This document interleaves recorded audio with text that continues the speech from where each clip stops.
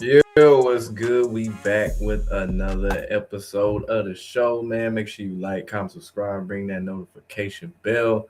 WrestleMania Night 2 started off a little bit better than Night 1 because Night 1 was atrocious. So many things wrong with Night 1. Night 2, we had the surprise that Brock Lesnar would be retiring and calling it quits. Obafemi ended up beating Brock Lesnar. They opened the night. Good showcase for ESPN, even though I'm not crazy over the whole ESPN thing they got going on. But Obafemi ended up winning. Brock Lesnar at the end put his stuff in the ring. Hugged Paul Heyman, was real emotional. The crowd started chanting. He's standing on the turnbuckle, raising his fists in the air. He got to have his moment, even though I do find it odd considering Oba won. This is his first Mania, and it still gets shadowed by Brock Lesnar. But again, Brock Lesnar had a long career, so it is what it is. The ladder match for the IC title. This was a good match. They put some on. They did a good job with this one. I enjoyed that. All the different spots with Javon Evans, would be Penta, Rey Mysterio with the 619 on Dragon Lee while he was stuck between the ladder. And Rusev, man, he took a nasty fall. Rey Mysterio got tossed into Rusev's arms, and he fell off the apron into the back into some ladders, and the ladder bent, making a 90-degree angle. And I'm just thinking, damn, I know that shit gonna hurt when he wake up tomorrow, because I know that shit, woo, couldn't be me. Could not be me. We knew JD McDonough wasn't gonna win that match. That was a given. Penta retaining, I'm not mad about that at all. I'm totally cool with that. And he had a dope-ass entrance. Only problem was it was in the middle of a MK2 product placement ad, really. I don't think the wrestlers should have their entrances overshadowed by product placement ads and things like that. But all in all, that was a good match. And we just had Trick Williams winning the U.S. title, taking the belt off Sami Zayn. I was about to say, about time. I could not stand Sami Zayn holding that belt. Judah, we not talking about basketball right now. But I can't stand Sami Zayn holding the belt. I can't stand Sami Zayn, period. I'm glad they took the belt off of him. Good moment for Trick Williams, of course. We'll see where they pick up with the Mello Trick Williams storyline, because they already teased that it's going to come right back around, especially the last interaction Mello and Trick Williams had when Lil Yachty was there. So, yeah, I'm curious what that's going to be with that storyline. Are they going to switch it back to Trick giving it back to Carmelo Hayes, or is Trick going to hold on to it? Either way, I ain't mad about that. Lil Yachty, he came out there. At first, I was like, oh, shit, here we go with the celebrities again, because he had his own entrance music. But he just did it to give Trick Williams a fire intro. He already got a fire entrance, but WrestleMania, you got to step it up in the presentation of your entrance.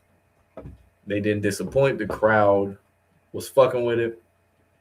So far, the crowd's really fucking with the first 3 matches. The ones I'm a little bit worried about, how much of a street fight are we really going to get between Dom and the Demon Finn Balor, which they just announced it was a street fight, which you could have started with that from the jump whenever you set up this whole thing about them going to Mania. And on top of that, they didn't even get to surprise us with the Demon Finn Balor, but that's because they were desperate to sell tickets. The Rhea and Jade match is probably going to be the worst one. Punk Reigns, I don't know. CM Punk's already washed. I don't know what we're going to get there. I feel like they could fuck up the ending on that one too, like they did with Cody Rhodes and Randy Orton, where it'd be a good match and then they fuck it up at the end. But Jade and Rhea, probably going to be underwhelming. I really don't get the vibe that they're going to have good chemistry in the ring against each other. It's going to be a clunkier match. And we got to see if Meechin and B-Fab, they intervene. You just said that I Show Speed and Wrestling was something. Oh, you ain't watched wrestling since '08. He did better than I thought he would. I ain't gonna lie, on that dive off of the ring post on the Logan Paul, that was nice. That was solid. Solid contact, solid placement. Didn't miss. As for jelly rolls, elbow drop off the table onto Pat McAfee, not so much. Not so much. And I was really hoping that after they stretcher Pat, he wouldn't be coming back to interfere with the match. They did the little stupid shit with the ring count, which they didn't do the quick ring count, considering he was supposed to be helping Randy Orton. He did the traditional 1, 2, obviously couldn't get to 3. So that hobo Zayn. The thing about Zayn is he don't even look like a pro wrestler. Like if you saw him out and about in the street, no one would guess that. He's not super jacked. He's nothing about him stands out in a good way. Like Roman Reigns, even if you didn't know who he was, if he told you, like, yeah, I can see that he's a wrestler. He got the look. Sami Zayn, not so much. I would have thought that nigga was in one of them jam bands. What's good, Adrian Settles? What up with you? As for night 1, since they got commercials, which I need to talk about that too. For night 1, they had the 6-man tag match, which we talk about. I Show Speed, LA Knight. This shows you where he's at with this. If LA Knight is in a meaningless tag team match with I Show Speed, the titles weren't even on the line, even though the Usos dropped the titles to the Vision. They didn't decide, hey, let's run it back. They just said, let's just switch it before Mania to set up this. Jacob Fatu, Drew McIntyre. I liked the match. I enjoyed it. I expected, since this was supposed to be an unsanctioned match, I expected them to be fighting in the crowd, kind of like the what's my homeboy name? Kevin Owens, kind of like Kevin Owens, Cody Rhodes, or Kevin Owens, Sami Zayn, where they in the crowd, they jumping off of shit in the middle of in the arena, in the seats and shit. That's what I wanted to see, and I could see Fatu doing one of his moonsaults off of something he's done it before. I want to say it was with Braun Strowman on the episode of SmackDown. And then Drew McIntyre, another L. Another L for Drew McIntyre. Stephanie Vaquer, Liv Morgan. I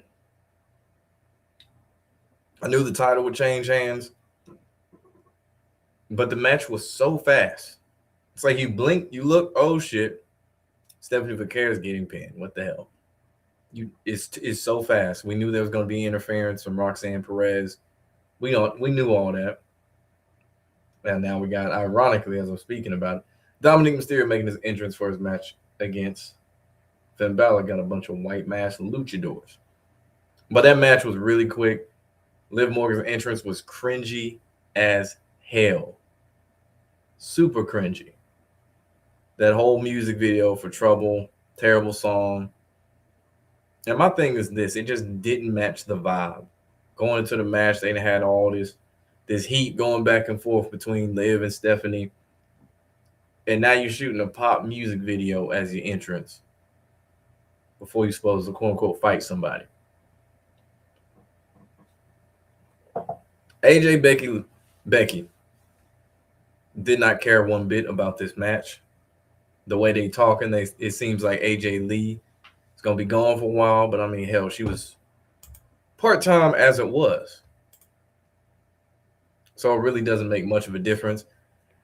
And, of course, Becky Lynch has the IC women's belt in a chokehold again. It's like every time somebody beats her and gets the belt, she automatically gets it back shortly after, whether it be Maxine Dupree, Lyra Valkyria. It don't matter. AJ Lee, you can add her to the list as well. Seth Rollins and Gunther. Braun Breaker came back. Obviously will make his interference. There was already talks that he was already in the Performance Center working on things, getting back up to speed from coming back from injury. Horrible spear when he was running all the way down the ramp. And he overdo it because sometimes when he does that spear, especially when he's running down the ramp, I don't think he's factoring in momentum with the speed. He already running fast as hell. You add the fact you running downhill essentially, and then you flinging your body as hard as you can into somebody else. This man, like his shoulders will be goddamn perpendicular damn near to the ground by the time he hits those kind of spears versus the kind where he runs around the ring and hits someone and catch him on the barricade over there near the bell and where they usually have the title belts. But Gunther, he would win, choking out Seth Rollins. Paul Heyman owes him a favor. I'm sure that'll come back into storyline whenever they do Monday Night Raw tomorrow night. And I bet they're gonna take forever for this favor too.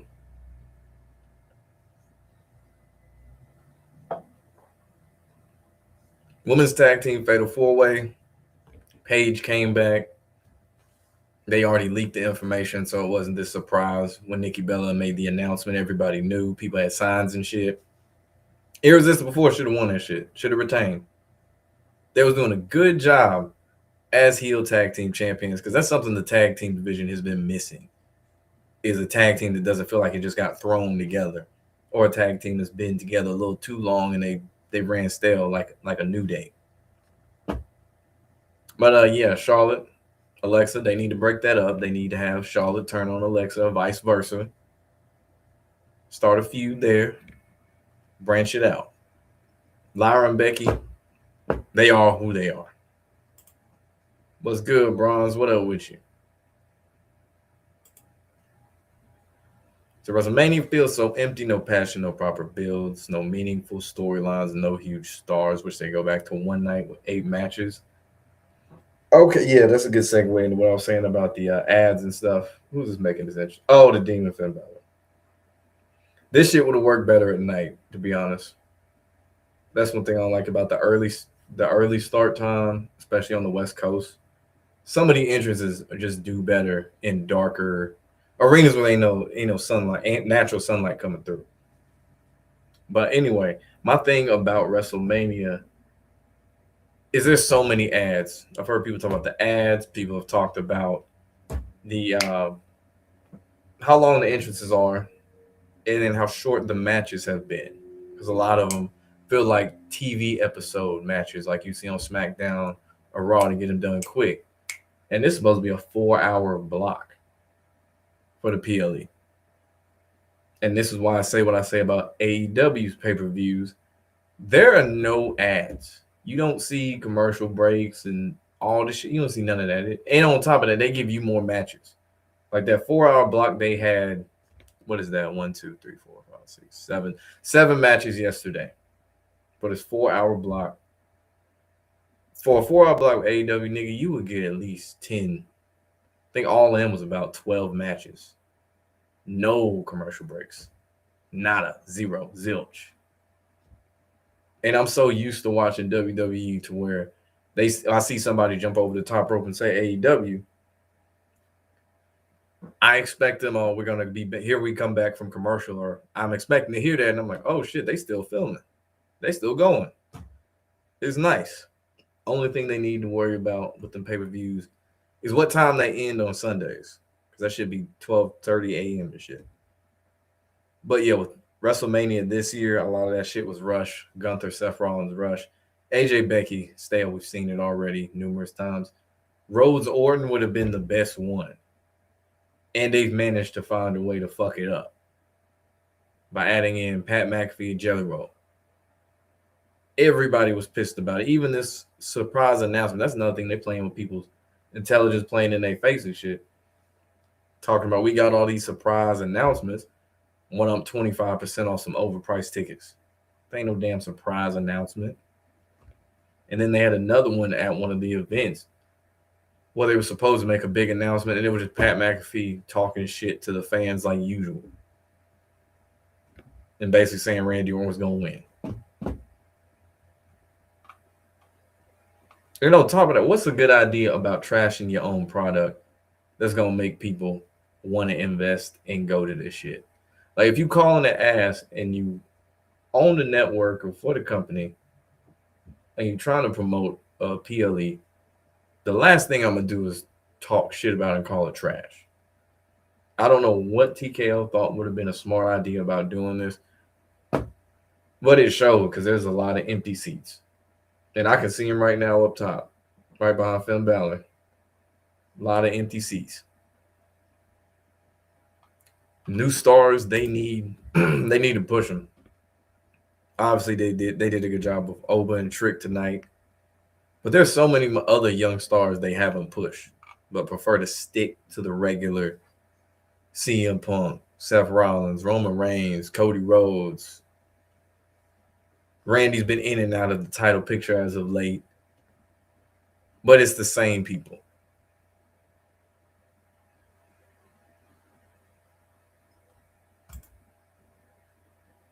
That's Monday. It really is the ruthless depression era. It's so bad. The fact that you had to get Cameron and Jey Uso to have this fake skit to get up clicks and all this, that what are we doing? And they didn't even follow up on that shit either. That's the crazy part. They didn't show Cameron interacting with Jey Uso or anything like that that could have cost them the match. They had Cody Rhodes destroying Pat McAfee's podcast shit on the set a couple days before Mania.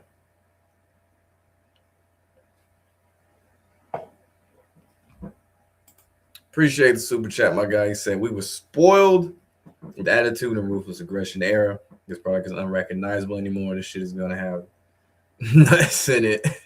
Should have been the advertisement for the run up to Mania. Yeah, my thing about it is we did get spoiled with attitude and ruthless aggression. That was before a lot of shit went PC too, because a lot of them storylines they did then, you can't get away with doing now, especially because you got sponsors involved. And the biggest one, a lot of people mentioned, and one of my friends, because he didn't realize, even though he didn't seen it and shit like that since it moved to Netflix, he was like, have those ads always been there? I was like, nah, man, they started doing that shit when he went to really Logan Paul and the Prime shit and the more pay-per-views and shit. But it's very UFC like, and it just don't look right. It don't look right that on the video board barricade behind the ring you see Cricket or Capital One. It just don't sit right. It should be WrestleMania Las Vegas, WWE logos. That's it.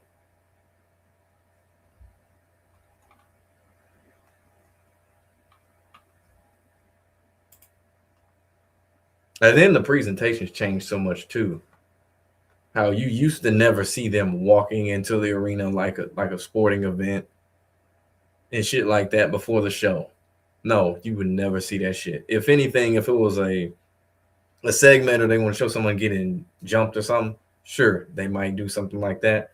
But with them, they just be showing them walking to the arena and shit. Like we don't need to see that. Sometimes you forget wrestling is even part of this shit, as many celebrities, product placements, and ads they put on there. And then on top of that, they got filler that's just flashback. Nothing but flashback, just straight flashback filler. Like, let's show you what happened on SmackDown. Like, they gonna do this shit on Monday. Watch. They're gonna show you what happened on Friday Night SmackDown before Mania. They obviously gonna show you what happened at WrestleMania as filler, and they gonna act like that's some, like we ain't seen that shit before. Like we can't go on YouTube and watch the video. They literally re-upload it, add a vignette filter to it, and that's it. PG era was better than this. That's facts.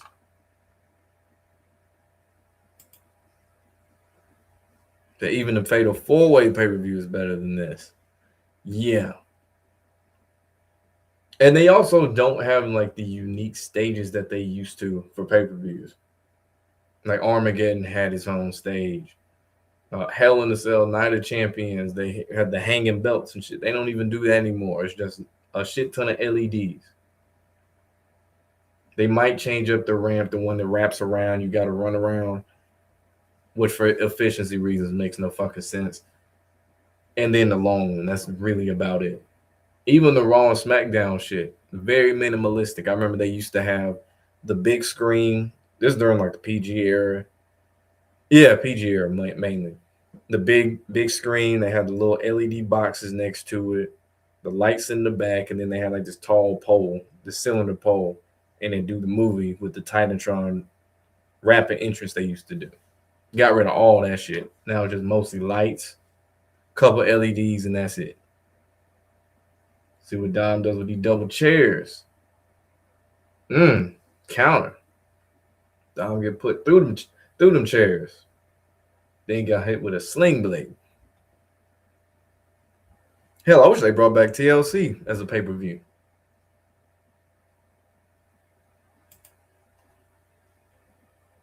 Used to think it was stupid that they made every match gimmick a pay-per-view.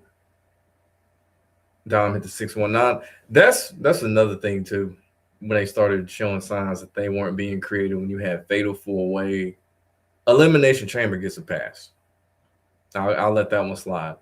Tables, ladders, and chairs, even though I just love the stage. Hell in a Cell had one, which I'm surprised by this. I didn't realize this since watching. The last Hell in a Cell match was in 2024 between CM Punk and Drew McIntyre. 2024. We in halfway through 2026. And we haven't seen not one Hell in a Cell match in 2 fucking years. Think about that. Something that was very synonymous with the Attitude Era, Ruthless Aggression Era. We don't even have that. That's crazy as hell. We've seen more street fights in recent years than Hell in a Cell matches.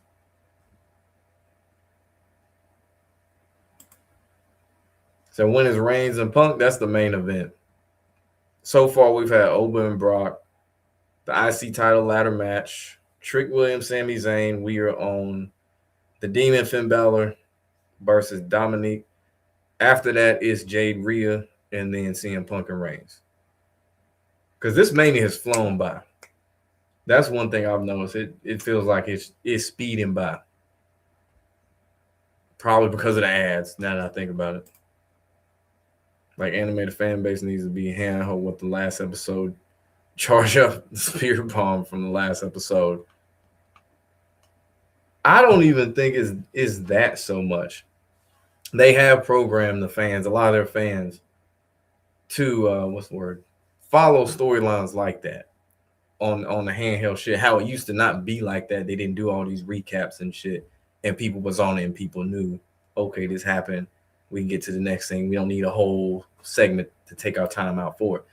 AEW, they don't do all these flashbacks either. And that's why a lot of WWE fans say there's no storylines at AEW, because they used to being spoon-fed storylines versus AEW. There's a lot of intertwining shit that even goes from Dynamite to Collision. And then when there's the big payoff, they intersect at the pay-per-views.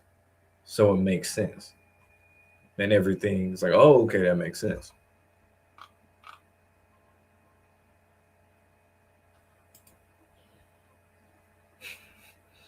It's like Naruto Shippuden, where everything's a flashback. And I say Raw is worse about it than SmackDown. About the number of flashbacks. Like, we get more matches from SmackDown. SmackDown's a longer show, too, since it's on broadcast television. Which is crazy, because Netflix, there's really no, as far as I know, there's no limit to how long that you can have a match. Or how long the show can be since it's live.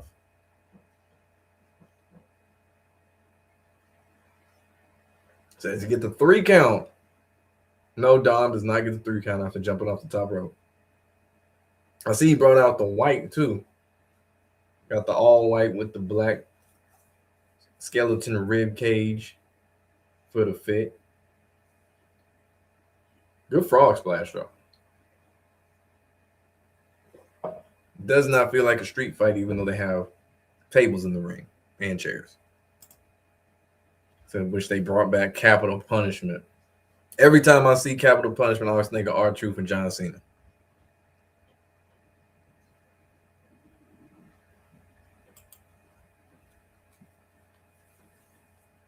So the fans didn't have a good Mania since Cody versus Roman. That's what's crazy?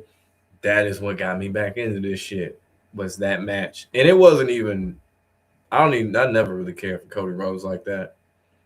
But it was the fact that I'd usually tap into WrestleMania every year. Just like, let me see what's going on in wrestling, just see what didn't happen.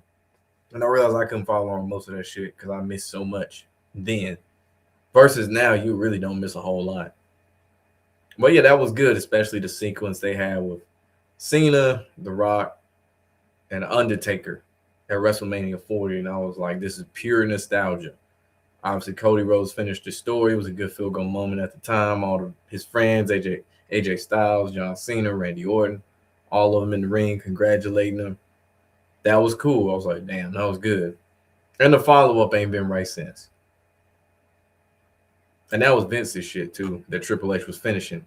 Because people was talking about how Triple H was a better booker, which we know was bullshit. That the best AEW storyline was CM Punk versus MJF. Really, anything with MJF is a good storyline. He hands down the best character. Good chair shot. He is the best one they have.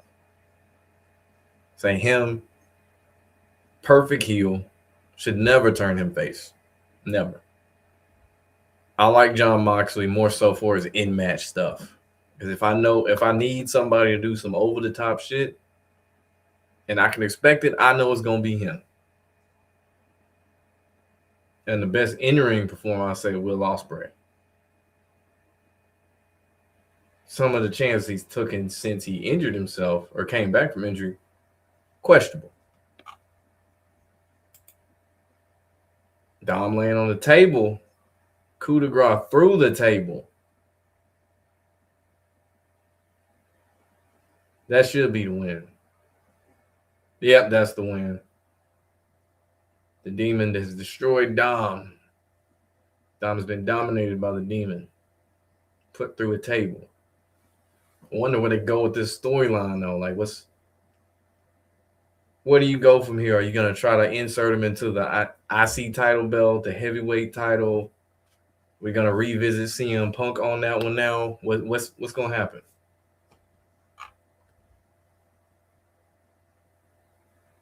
And it seems like with last night, you had, besides Cody Rhodes, even though he was getting booed like a heel, it was basically the heels won. Besides Fatu.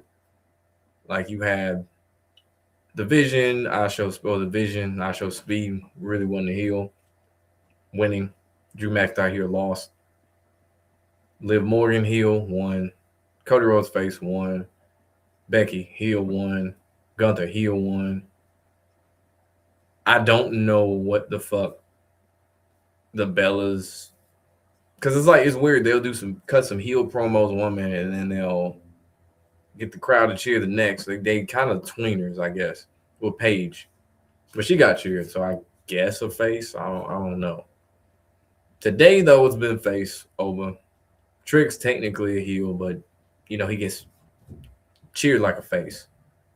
Penta face won. The Demon, Finn Balor face won.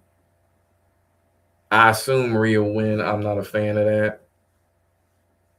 Punk and Reigns, I don't know who is, because Punk is technically a face, but he's been doing some heel shit, especially talking about people's dead dad and all this shit. And I'm like, who's the heel or face? So I guess they're like, we don't need one.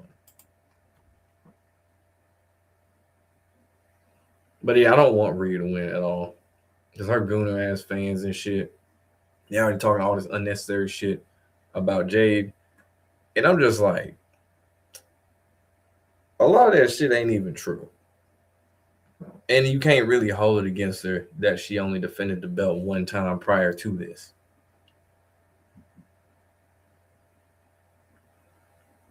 But yeah, they need better writing for her too, Jade. Rhea can't cut a promo for shit either, but Jade, they need better writing. Because she does a lot better on podcasts, things like that, where she can actually be herself and be charismatic, but when they got her talking, whatever that cadence is that all the wrestlers now do, it don't fit for her. It don't work out.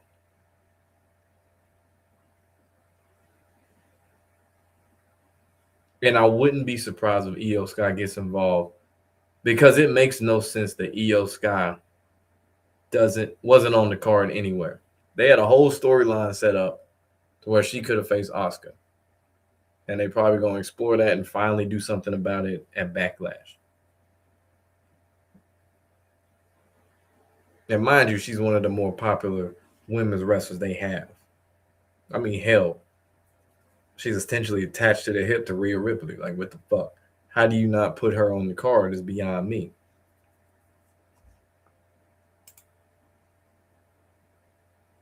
Oh, great, I got another ad break. But yeah, that's beyond me. Julia had the U.S. title. Nothing. Nothing. Hasn't been to Mania yet. Doesn't even really defend the title. Shit, Chelsea Green. Not on the card anymore, even though she's massively over. Tiffany Stratton, she was entering WrestleMania last year as the women's champion, off the card now in the mid card division, which I thought it was too soon anyway for her to be where she was. Because they need better writing all around the board, not just Jay the back off the fucking run up on the regular. Oh, they doing a lot wrong. They do a lot wrong, man. They be doing a lot wrong with the writing. A lot of plot holes and stories and shit too. That's what gets me. Or they'll start something and make it look like they were going to start something, and then just drop it, and we never see it.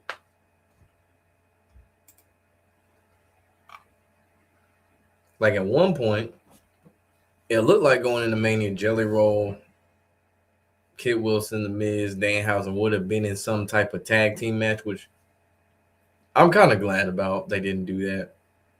Sure, Kit Wilson's over. You got the catchy song. Danhausen, massively over. Would have been one of them goofy hijinks kind of matches. But it's like, what the fuck? Instead, we use Jelly Roll inserted into the Cody Rhodes Randy Orton storyline. Since you were so adamant about using Jelly Roll this goddamn much in wrestling for a year.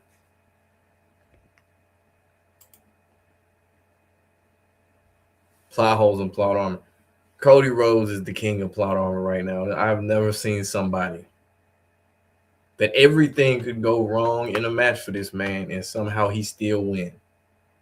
John Cena had crazy plot armor too, especially when he was going against Nexus. There's no way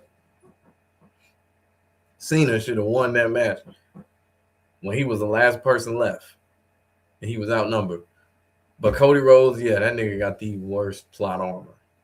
Yesterday showed it too.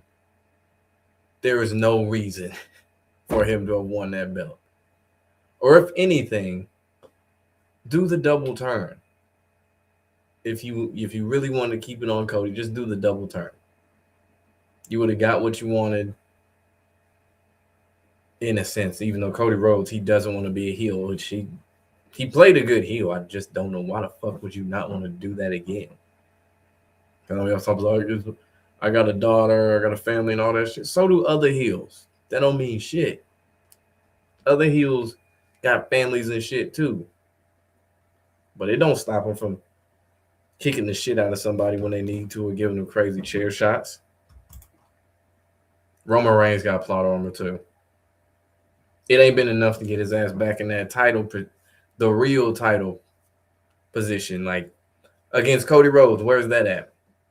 Where's that at? They just gonna hang that one out to dry and probably never revisit it. Now he going after the fucking World Heavyweight Championship against CM Punk.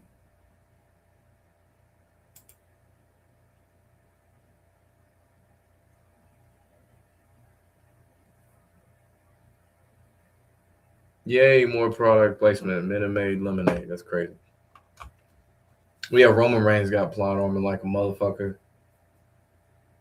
Brock Lesnar.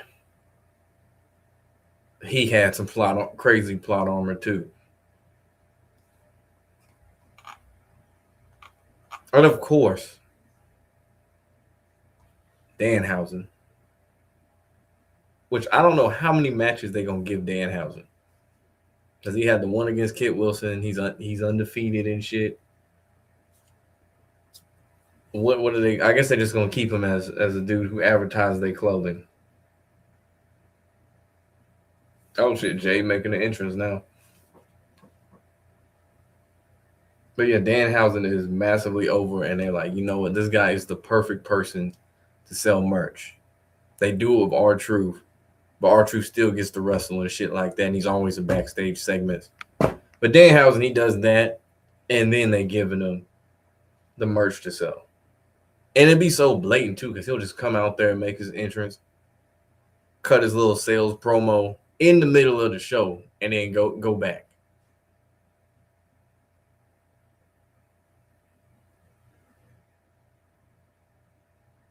Oh, she got some fire tornado shit going on. Look like a the hell is she wearing?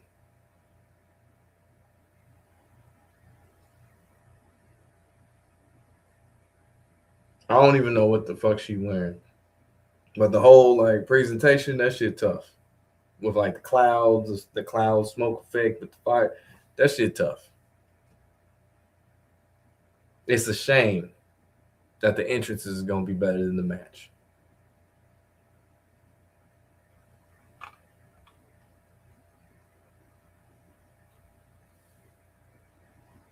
And I forgot. For a while, I've been asking where the Street Profits have been. They've been doing dark matches on NXT. I don't know if they are now, but that's what they was doing.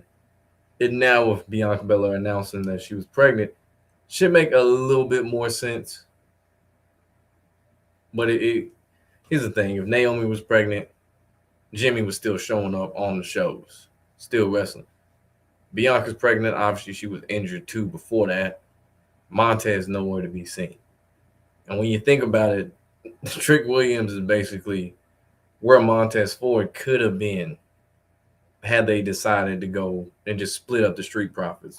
But he didn't want to do that. He didn't want to leave Angelo Dawkins behind.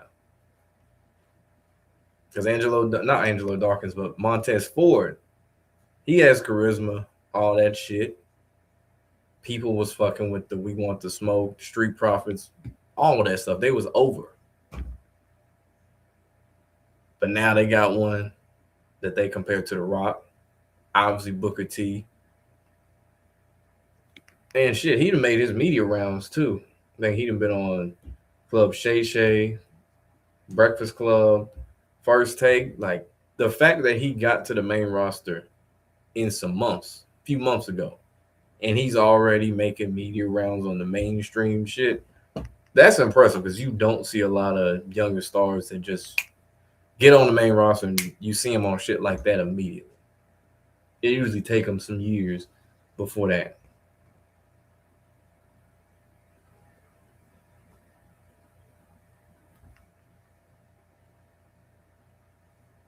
Yep, then Rhea Ripley trying to oil farm and all that shit.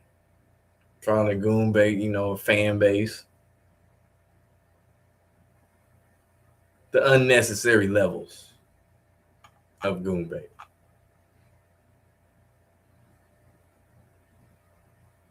I'm willing to bet this match lasts all of 6 minutes. If every other match was relatively quick, like Ova's Brock's, that shit felt like a quick match to me. I'm not mad about it, but good result, good outcome. But it felt like it was quick.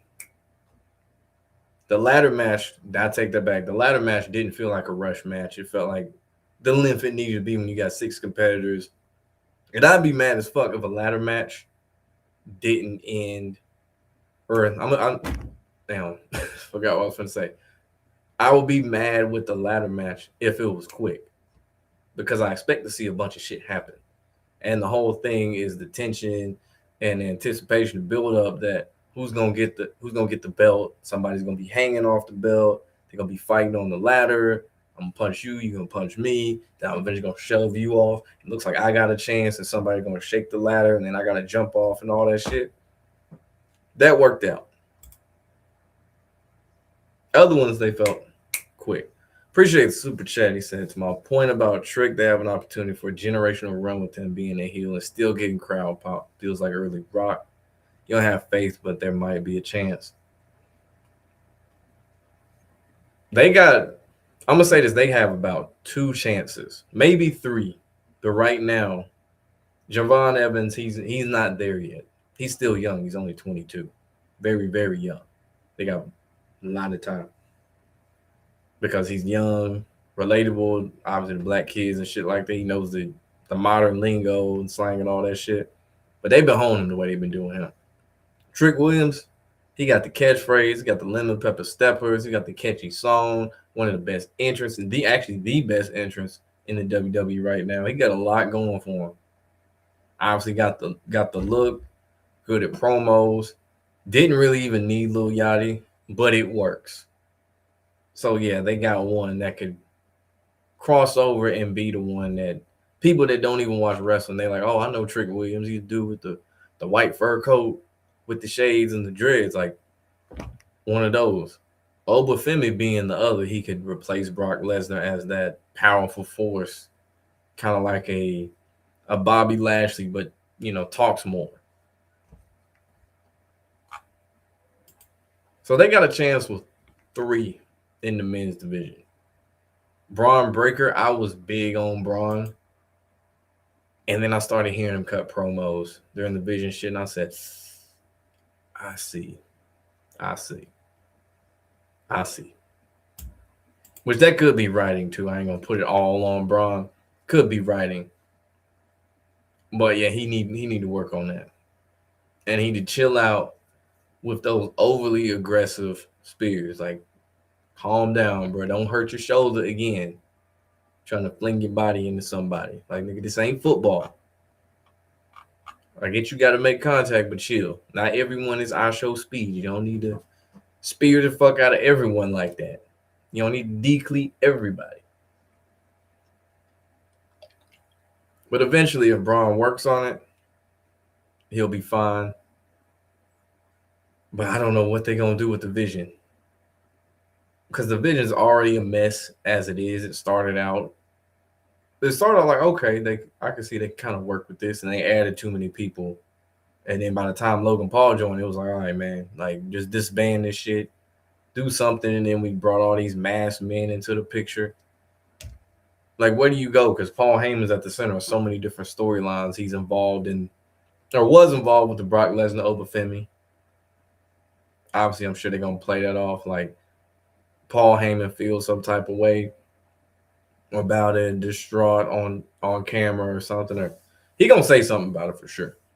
And then he's involved with the Vision,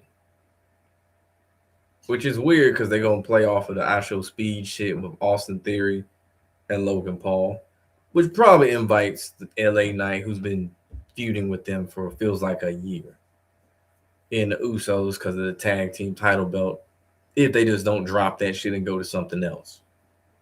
Then you got Braun and Seth Rollins, that aspect of things too.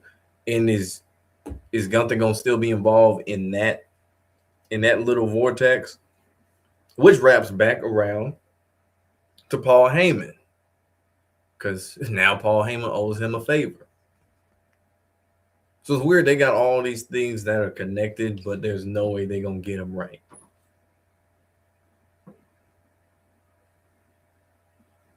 This scoop slam by Jay.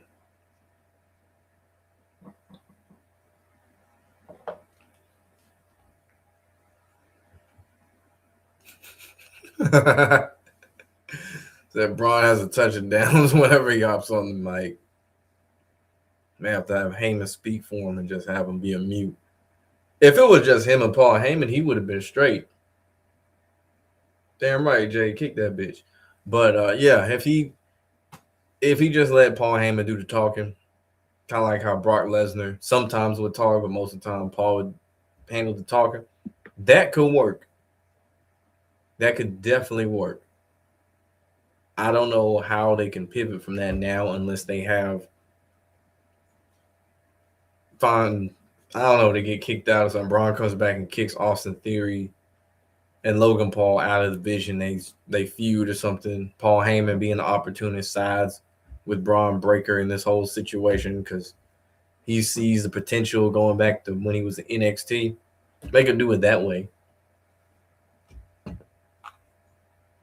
But right now, they kind of at a crossroads, no pun intended, as to where they can go with that storyline.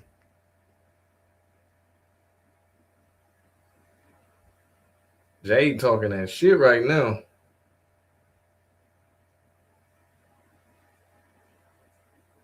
But I'd be thoroughly surprised if she actually wins this match. Because you got to realize Rhea Ripley, that's one of Triple H's favorites. The favorite, really. It'd be like Rhea. I would say Io Sky, but she got left off WrestleMania, so I don't know. Probably a flavor of the month thing for him. But Rhea's easily the favorite of Triple H's.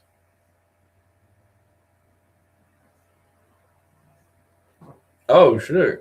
Jade got Rhea in a submission hold. Obviously, Rhea ain't gonna tap out. They wouldn't do that. She gonna fight her way out. Rhea trying to be like Princess Leia from Star Wars. Yeah, it don't work out well when you look like Marilyn Manson.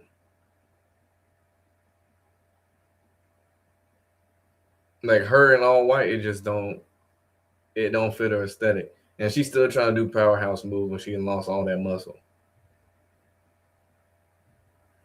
And that's really what that was a good kick. That's really what kind of separated Rhea too, was the fact that at the time when she was like super bulky and shit, even though it wasn't my taste, she was like the powerhouse and one of the main powerhouses in like a force.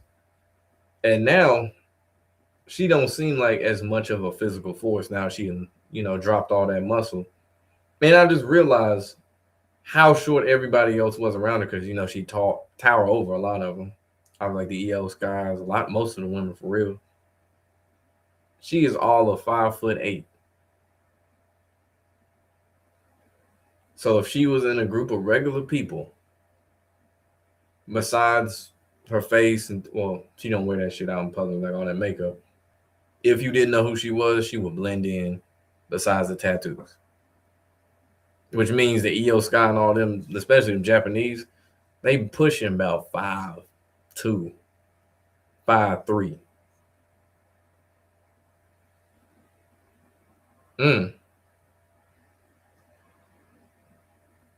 Ain't no way she's gonna win off that slam. Rhea was a good heel. Yeah, I think some people it just works better that they stay a heel. Some can switch. Randy Orton, he could make that switch from face to heel. Cody Rhodes as a face is just stale. Like it's good for the story and all that shit. And he got the title finally for his dad. Yeah, it works then, but after a while, turn him heel. He works way better as a heel. And I would think, hell, he might start getting cheered if he went heel. If he did the Homelander Cody Rhodes heel shit that everybody wants to see because he's essentially WWE's Homelander, I'm sure he would get cheers even though they were trying to get boos. So creatives kind of fucked up there. They got a guy they want to be the company babyface that gets booed to absolute hell. Everybody wants him to turn heel. Cody don't want to turn heel. It's been thrown out there from other people. The Rock obviously being the main one. Just turn a nigga heel.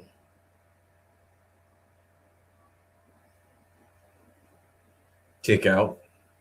Jay tried to go for the Alabama slam. Got reversed.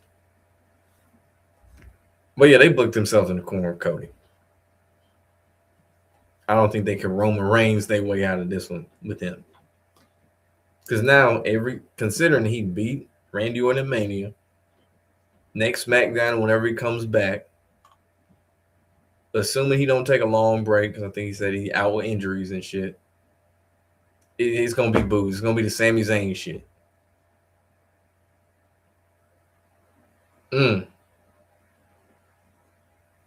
Yep, they're going to meet you and B-Fab getting involved.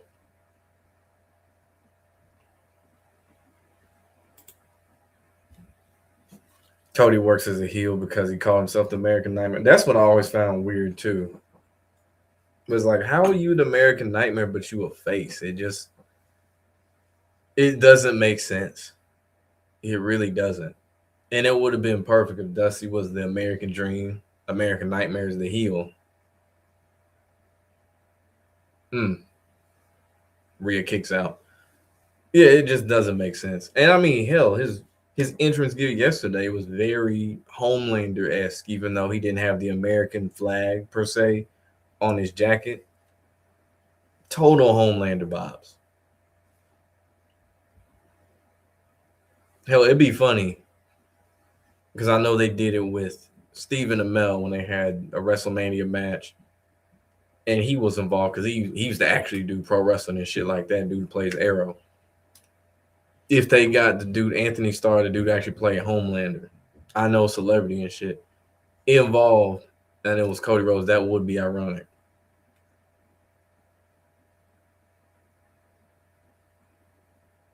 Man, y'all better jump him and stop bullshitting. They're gonna mess around and get thrown out.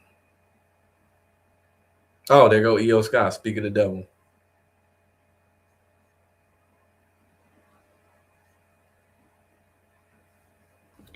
Okay, how the hell are you gonna supposed to be acting like, oh shit, here come Io Scott when she about 80 yards away running, and it's two of y'all and one of her, and she all of 5 feet tall.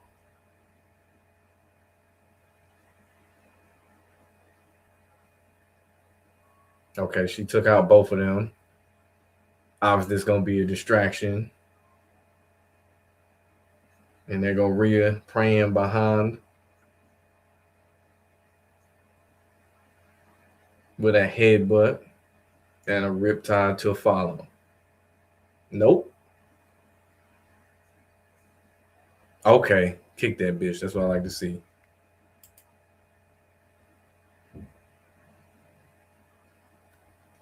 Oh, there go the riptide that she struggled to do too. Yep, easily the most predictable match on the card. Everybody knew Jay's days with number as champion. And it said a lot considering she didn't defend the belt or anything like that anyway. But the one time. Now we gotta listen to this bitch Rhea talk about how she won the title that she never lost and all this shit on Monday Night Raw.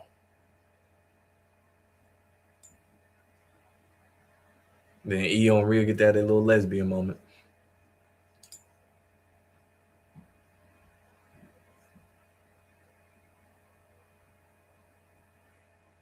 Them tattoos trashy as hell that Rhea got too. Look like some like sleeve shit, some, like some fake sleeve shit. Like how they have them cloth tattoo sleeves you can slide on to make it look like you really tatted and shit like that.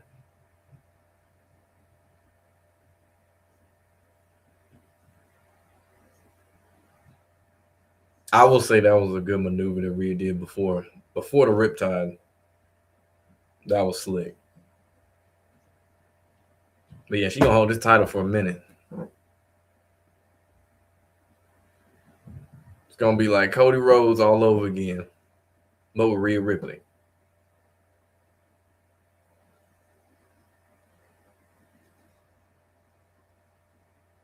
Mm, that's crazy. Io was in the match last year when it was a triple threat with her, Rhea, that is, and Bianca, and now she over here getting picked up like an infant child by Rhea, and she not even on the card.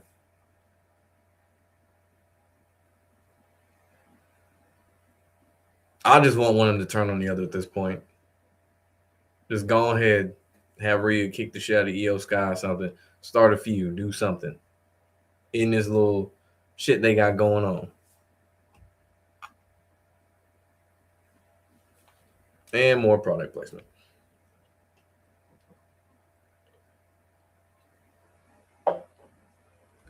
So that means we got 1 down, 2 down, 3 down, 4 down, 5 down. Main event. The main event.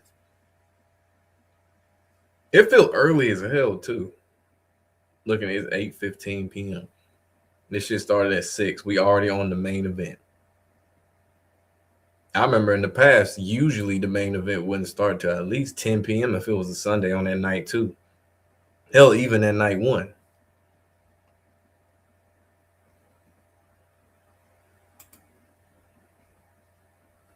I'm curious how long the actual match was. Let me see.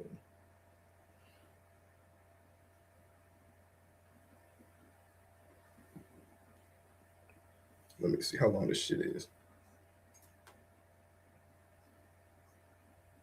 42.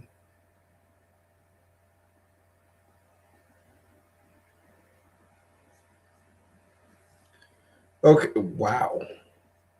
Damn. Yeah, I knew it went crazy. Obafemi and Brock's match was 4 minutes and 45 seconds.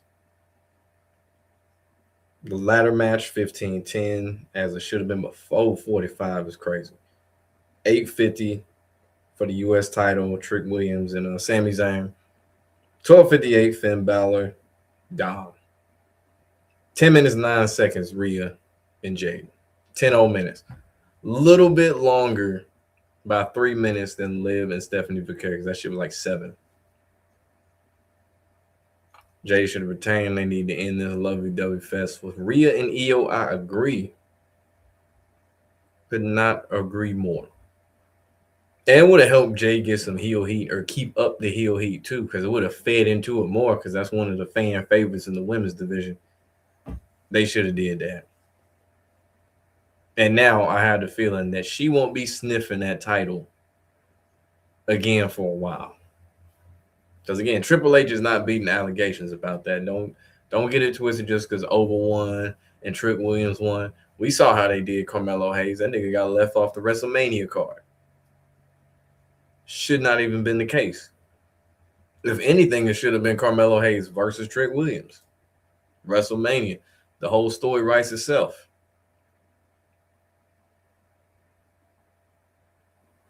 And I don't think besides the Cody Rhodes, Randy Orton match, Liv Morgan, Stephanie Vicaire, I think maybe AJ Lee and Becky, they really put together like the pre-match package where they show like all the different incidents where they build up the drama to it, kind of like a UFC fight.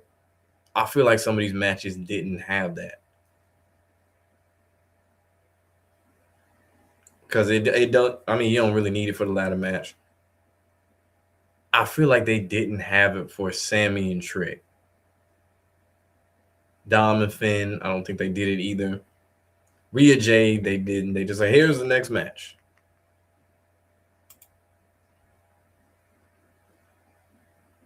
Paul Heyman gonna come out in the main event. Oh, CM Punk.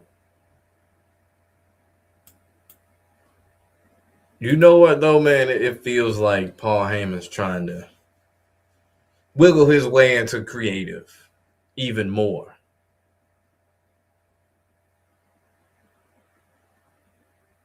Oh shit, here comes John Cena talking about this WrestleMania also packed with people trying to debunk the shit that they down on attendance, which they are. It was 50K last night. The year before, it was in the 60s.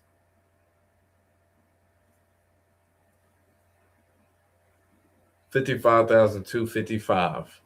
So a little bit like 5,000 more, give or take. Total attendance 106.70. It's like Neyland Stadium. Actually, that's less than Neyland Stadium. Your numbers are still down, motherfucker. They're still down. They're still empty seats. I done seen this shit on TikTok. I done seen this shit on Twitter. You ain't fooling nobody, nigga. Because he clearly couldn't say this is the record. We broke the record. You can't say that shit.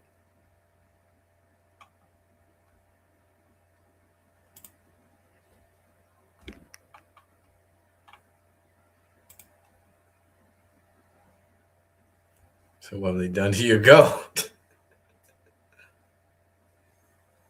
Yeah, this man John Cena. I know this was some last minute shit. They were like, "Hey man, tickets ain't selling. John, we need you to come back and host WrestleMania real quick. I know you got a busy schedule, but we need you."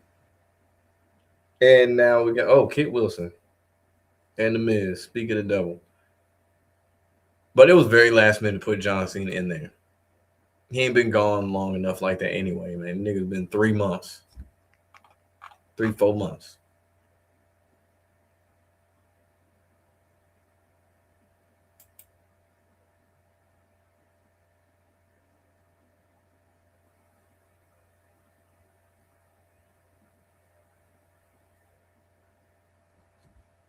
I assume John Cena about to give the Miz an attitude adjustment.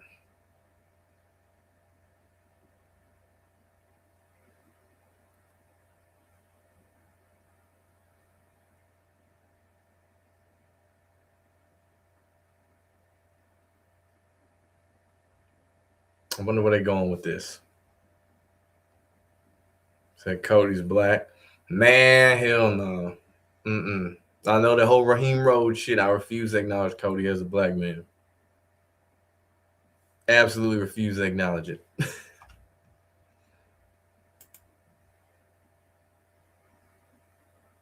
I was surprised I didn't see a segment yesterday with Danhausen. Because anytime WWE has the opportunity, they will try to find a way to put Danhausen onto some shit.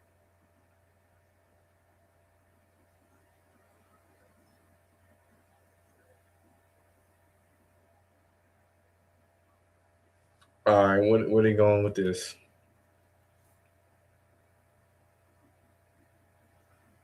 Nigga pulled up in a jalopy.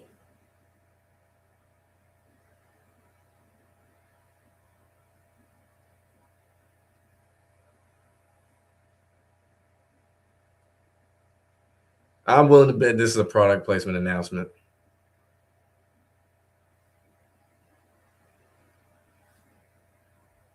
And they got a bunch of midgets with them too.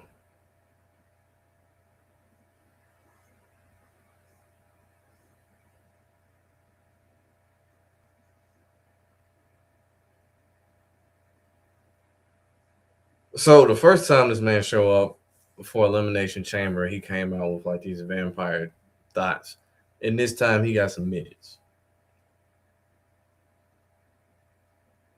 Where the hell you find that many midgets at?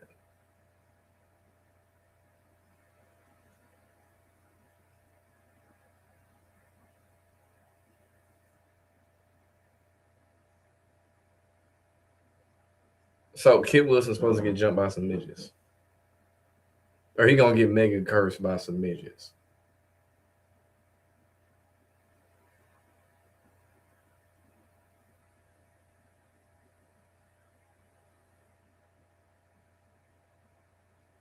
Boy, this already rubbed me the wrong way.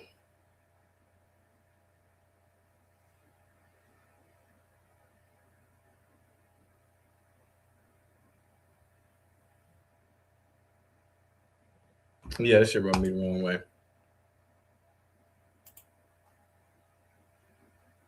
So they got Danhausen because he's from AEW. That's part of the reason AEW somehow found a way didn't know how to use him correctly. But it's the fact that they knew he was massively over in the indies. Because there's people at Elimination Chamber when they found out. Somewhere they knew who he was and shit like that. It's just the presentation behind it. Because I ain't gonna lie, he's grown on me and shit. With the little annex and shit, but that could have been saved for Monday Night Raw after Elimination Chamber. We didn't need that at Elimination Chamber. And they know he's good at selling merch. He's witty as hell, quick witted like R-Truth. But he's basically there to sell merch.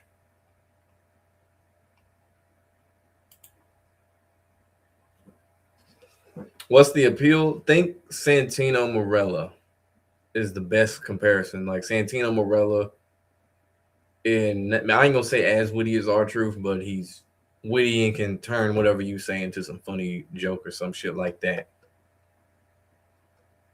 In the whole "you are cursed" thing, that's the main reason why. Because he's like this supernatural being, and the joke is like when the lights cut off, he's still running and shit. It's not like Undertaker, the lights go off and that nigga just gone, or he just pop up in the pier. So it's basically kind of a comedic take like that.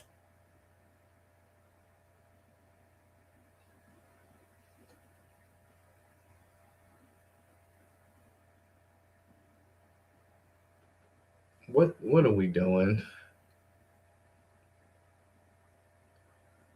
So they brought Kid Wilson to Mania just getting kicked in the nuts or get jumped by some midgets.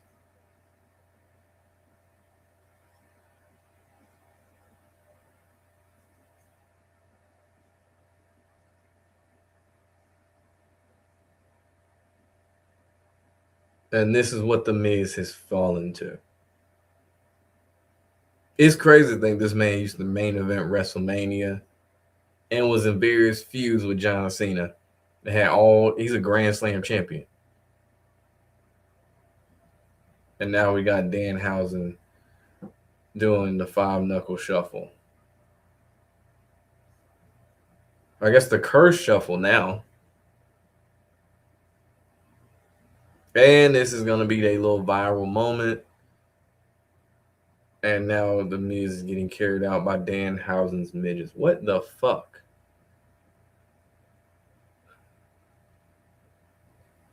There's some shit, if anything, if you really wanted to do this shit, they should have did this for night one.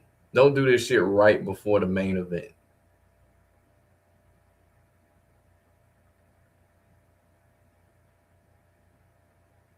Like, or at least earlier in the night if you want to do this shit, bro. All it did in AEW was hang around with Orange Cassidy. Yeah, he didn't really do shit in AEW. Indies is where he really is popular. That's the thing, is he's real big on the indie circuit. And there's like plenty of videos of him where he's actually wrestling and shit like that. Instead of just this goofy shit WWE got him doing.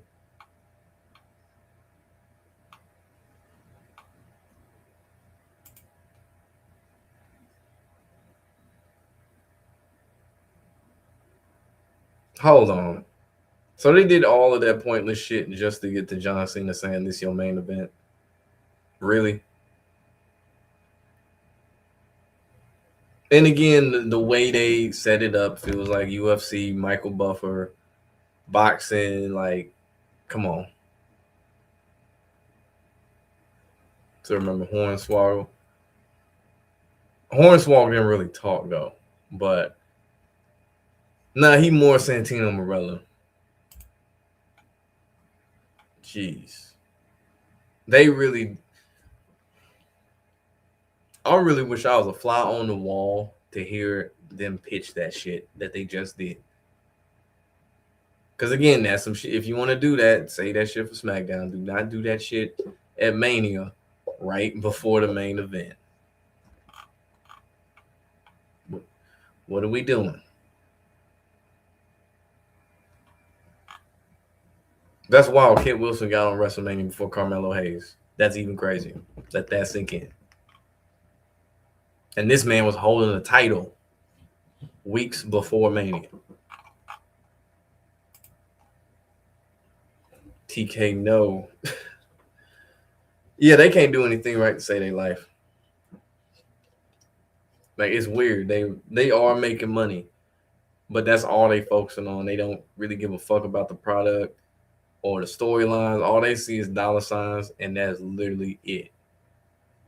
Like, sure, with Vince McMahon, he obviously saw dollar signs, but he still gave a fuck about the storylines and the actual product. Because you wouldn't even see all these ads on the map if it was, say, Vince McMahon. And I say it's only going to get worse each year. I don't see any way that they could right the ship, turn things around, because they've done so much shit to piss so many people off. And it's not like they're going to lower the ticket prices like they say, because every time they just jack them up, 50, 75%, then give a 25% discount to say, yeah, we lowered the prices when you really didn't. And you paying them at the same price they was already paid. But same shit they do with Black Friday, where it seems like a deal, but it really ain't.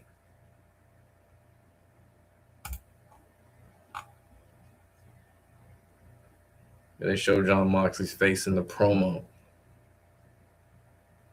I don't know the rule about that.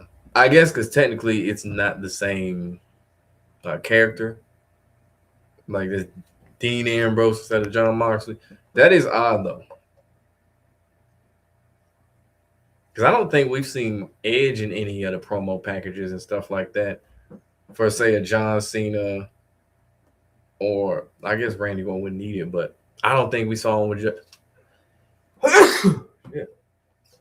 But yeah, I don't think we saw Edge and John Cena shit whenever he had his whole retirement thing.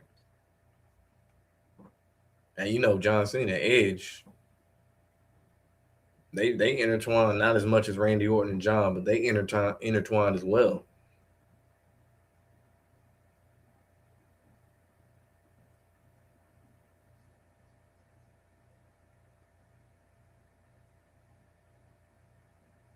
I know CM Punk gonna be struggling moving through this match. Because at most you get a solid 5 minutes out of CM Punk where he's not moving sluggishly slow. And after that, fatigue, like if there was a fatigue bar on the CM Punk during his matches now since he came back, boy, by the 4 minutes, 5 minutes in, that shit is down here. That shit red.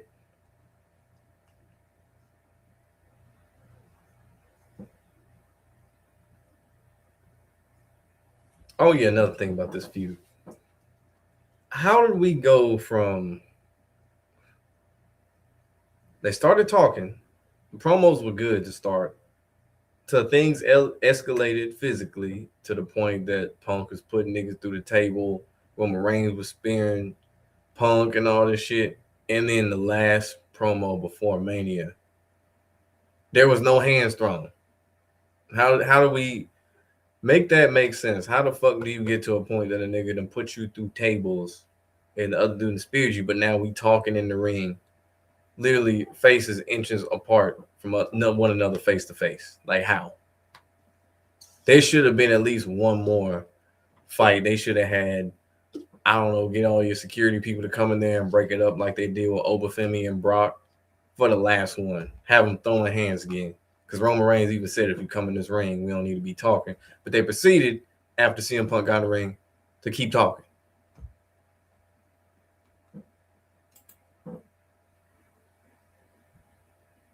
Yeah, no one asked for that remix of that song. But I'm looking forward to that movie, though. That Street Fighter movie. I can't wait for that. And that MK2 movie. Punk was one of your favorites growing up, but man, really been exposed in a couple years. I agree. I agree. Hang tight. I'll be back in a sec.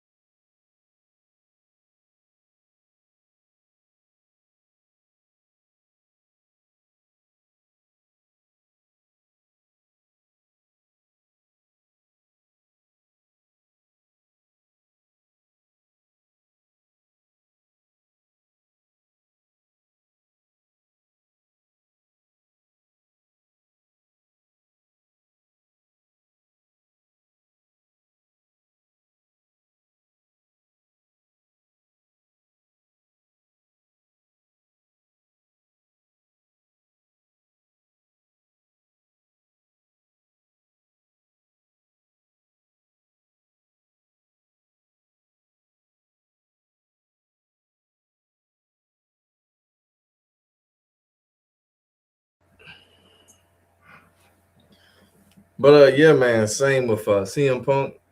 I like CM Punk back, especially during that pipe bomb era of CM Punk. I was like, yo, CM Punk is that dude. He seemed like he was, I guess, against the establishment. He was like the rogue type of dude, kind of like Stone Cold Steve Austin in a sense. And then when he came back, he was just mega corporate money Punk for real.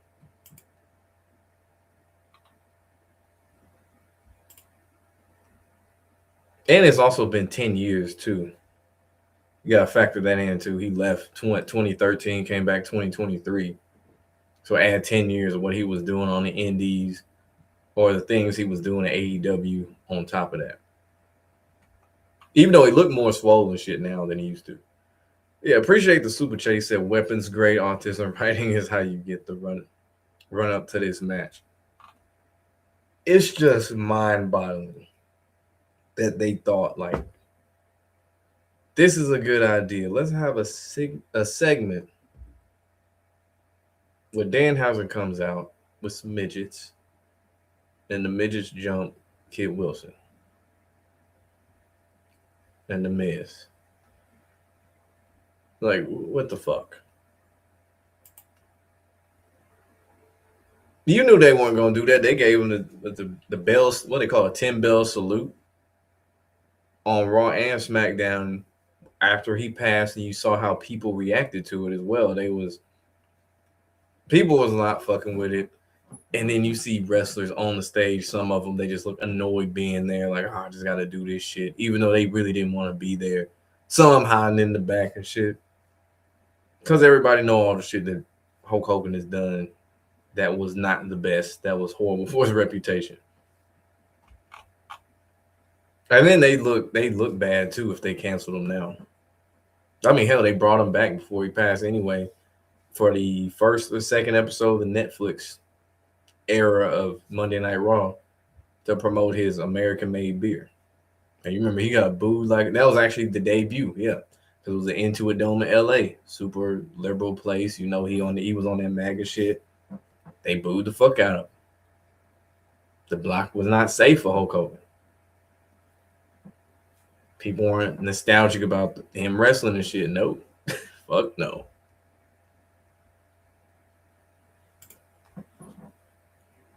Just when I think it's about to come from that little screen that talks about ad break will be back, and then it comes back, and it's another ad. It's another fucking ad. That's what gets me. And this ain't even supposed to be ESPN anymore. This is a regular shit.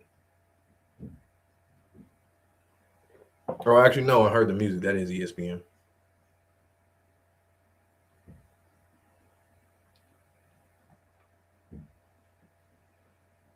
And more ads. Mortal Kombat 2, May 8th. When is that Street Fighter movie dropping? I want to know that. I've seen the trailer. I don't think I've seen the release date. All right, we are finally to the main event. Now somebody's music will start playing.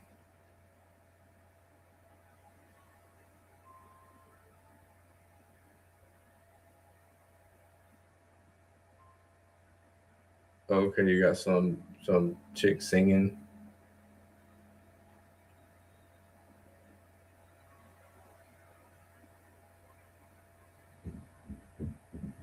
Like, I want to assume this is Roman Reigns based on everything on the LEDs.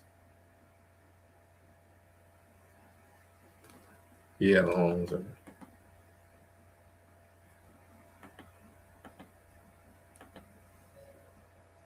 Yeah, that is Roman Reigns. I hear the music now.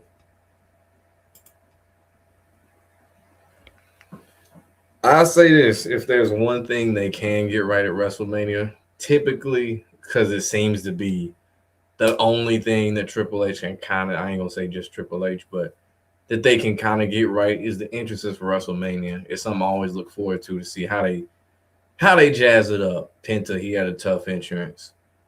Last night, definitely not Usos of the Vision. No. Drew McIntyre's entrance was tough. His entrance tough as is anyway. Cody Rhodes, that's the one thing he good for is his entrance. Randy Orton, even though his takes 20 fucking hours, solid entrance. Liv Morgan, terrible. Muy terrible, if you will. Seth Rollins, I can go without that shit. Gunther, trash. Jade had a fire entrance. Trick Williams, you already know what it is with him. Finn Balor, of course, part of the whole demon aesthetic he got going on. This shit got bloodline vibes for sure. Because they usually got the blue lightning and stuff, and say Roman Reigns, they ain't do that unless they switch to it after he does his little point, and then the fireworks and shit go off. But that shit is tough. I ain't gonna hold you.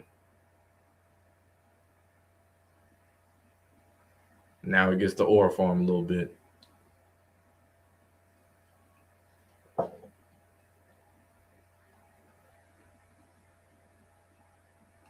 Got this man George Kittle out here pointing up too.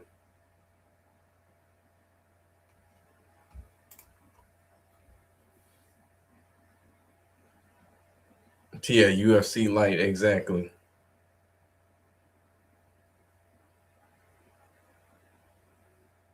Like I will say one thing I do like that they did they made the change to in the presentation is probably the only thing I like is the drone shots they get in the match, especially in certain matches like steel cage matches and shit. You get camera angles from the steel cage that you used to never get. That you usually get the standard TV view and you just see him standing up top and shit, and you just see the big ass cage. But now with the drones, you can get a more up close view, and it's like you really get to see how high up that shit is, and really puts it in perspective.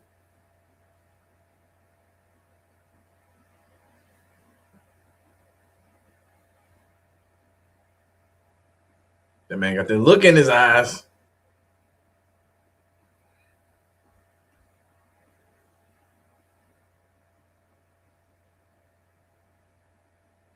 It's still wild that it's daylight outside for this shit.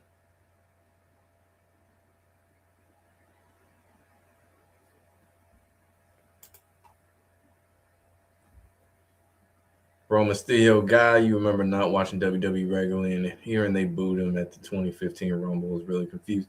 Basically, they was booing Roman Reigns all the years because he was shoved down people's throats. Pause. Like it's the fact that it's basically what we're seeing with Cody Rhodes, but worse and done for a longer time. Where it's the fans are showing they do not rock with this dude, and they keep trying to put him out there as a champion. And it's like we still don't fuck with him, even though you're trying to push him as this baby face. That's the thing, they didn't fuck with him as a baby face and all this shit until the whole leukemia thing. That's when it changed. Because had he have never made that announcement, he probably wouldn't have been over the way that he is now. Even if his career and everything else had panned out the exact same way, it'd be more annoyance than anything.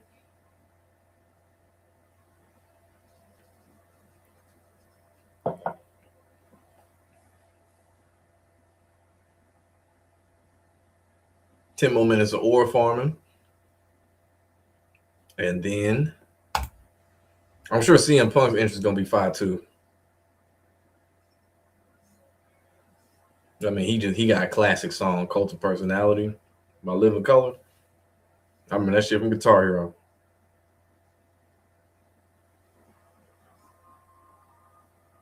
Said that Mania against Hunter was disappointing as hell. Triple H is one of them that I feel more disappointed every time I see him, and not even from the booking creative shit.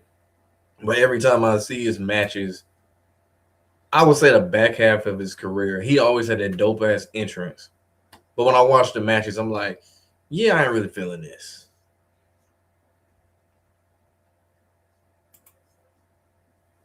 He did. Andrew did as well.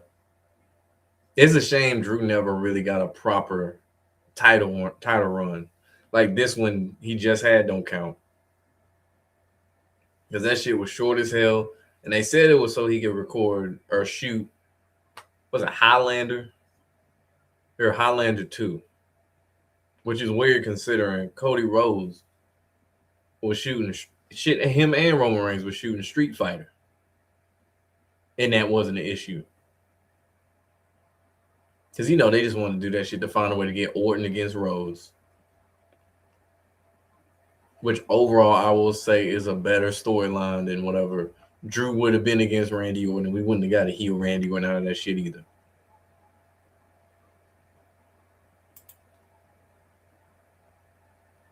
So they wanted Daniel Bryan to be the top guy, and that's what he booed Roman. Yeah, I remember that shit too. So they applied that pressure to Vince about Daniel Bryan. And the biggest knock on him was his size. It was just like, it's not believable someone his size could be champion. That was one of Vince's main things. He always thought that if you were to be like a champion like that, you had to be big, swole, a certain size. That's why you didn't see a Rey Mysterio winning that shit all the time. It just wouldn't be believable even at his size. No matter how great he is in the ring, it's just like, nigga, you 5'5". but it's easy for somebody Roman Reigns size. Someone Randy Orton size, John Cena size. When you look at Cody Rhodes, that nigga's really mid card size. Only 220? Like, he look like mid card. So seeing this idea that he's beating Randy Orton or Roman Reigns is so hard to believe off of that alone for Cody Rhodes. See, I'm probably like a Taekwondo teacher. Long hair punk was one of them ones. Yeah, long hair punk with the little lip ring and shit. And then he had like that thick beard. Now it's just not the same because he got the gray right here and shit. It ain't the same. He just looks like Gramps now.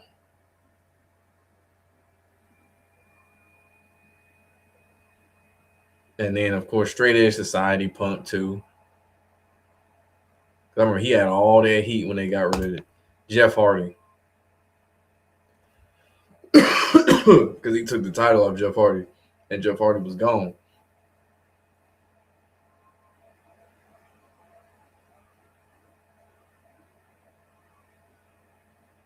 Most a lot of them are wearing white for their ring gear today. I think you had Rhea all white, obviously Trick Williams, Dominique all white, CM Punk with the all white flag he got on his shit.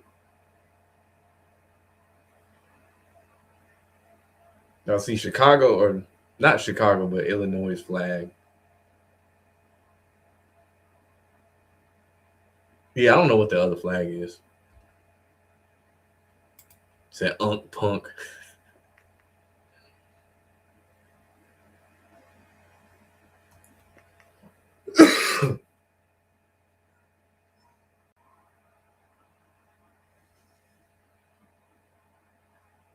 Okay. Next is Punk. Yeah, that was a good one too. He's always worked well when he had like a faction of some kind. It wouldn't work as well now since he's as old as he is. But when during that run when he had the long hair and shit, and even the buzz cut after he cut his shit, he always worked well with a faction.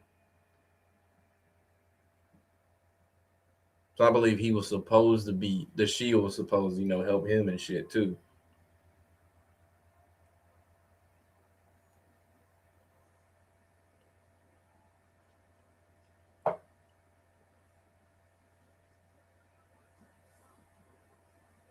There ain't no telling how long them interests have been, bro.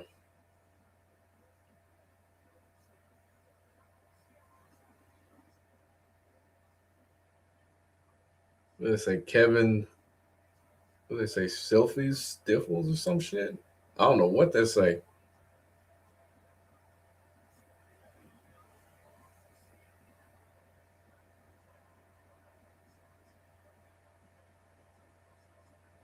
Three people or something like that. I guess they all three people that didn't pass or something. You wish Punk kept his fire burns thing. That was a good thing, but Cult of Personality, the timing of it when they first switched it over after he had did the pipe bomb and won the title and shit, you couldn't top that.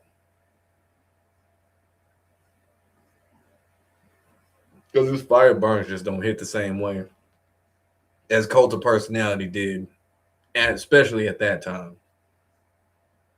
Now it's still a good one. It's not the best, but it's still a good entrance, good theme song.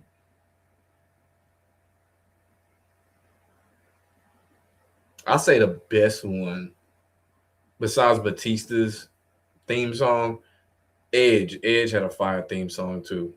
And when I watch an AEW and I hear that shit, and it's Justin Roberts doing the ring announcing too, who's from WWE.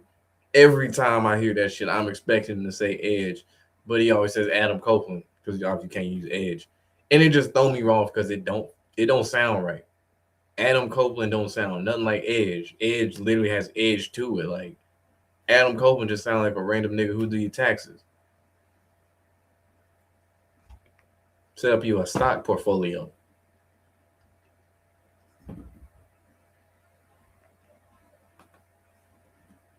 Roman Reigns looks like, man, I'm tired of this nigga, bro. Go ahead and ring this bell.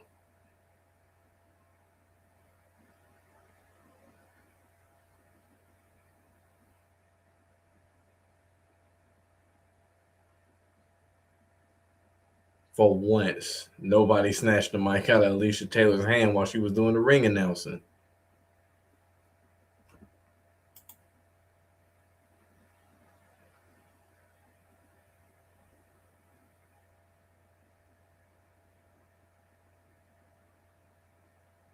Yeah, they got the crowd on their feet for this one.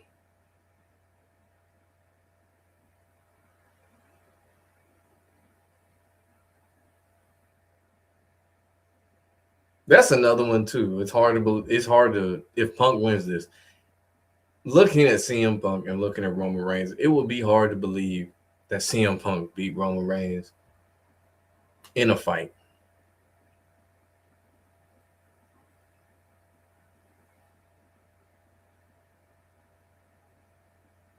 And it don't help CM Punk's whole UFC attempt. That shit didn't go out too well. That nigga was crying and shit.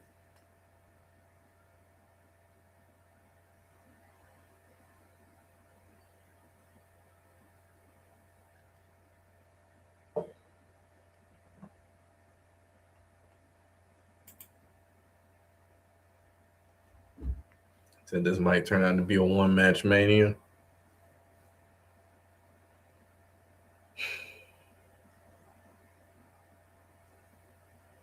I hope nobody interferes in this match, to be honest. Like, this one of them you just let, like they should have had it with Randy Orton and Cody Rhodes. Besides the referees, that should have been left alone. Let them two do their thing. Because in that match, it was good because they finally got to a point where it was just Randy versus Cody, student versus teacher type shit, switching signature moves and finishers. And of course, they fucked it up with the Pat McAfee shit, Jelly Roll, and all that. This one, you don't need anybody to interfere. Just let Roman Reigns, CM Punk duke it out. Call it. Don't get the Usos involved. Don't get AJ Lee or anybody affiliated with CM Punk. None of that. I want to see nothing but hands thrown. There's going to be a swerving end of the match. I would like to give them the benefit of the doubt of that. But shit, the way they ended the last one, I don't know. It was kind of a swerve, I guess. People thought Randy wanted to turn face again, but he punted the shit out of Cody, which was so satisfying. Super satisfying to see Randy would just punt the living shit out of somebody. Because he had teased it for so many years, and he just finally did it. And it was the one person I wish would have got punted too. Out of all people, Cody Rhodes. Because you know they teased that at Night of Champions in their last match they had, where Randy Orton had a chance to do it, but he decided not to do it. So I'll say that was a nice little callback they did. They have yet to lock up. They just look at each other, walking around, staring at each other. Oh, now we get into it. It's gonna be a bunch of grappling shit too. I can already tell. CM Punk and he older.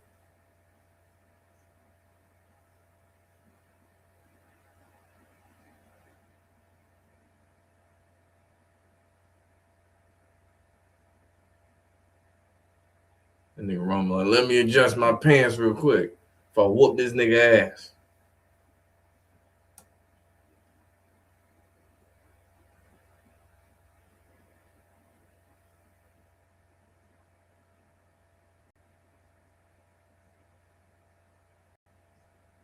Mm.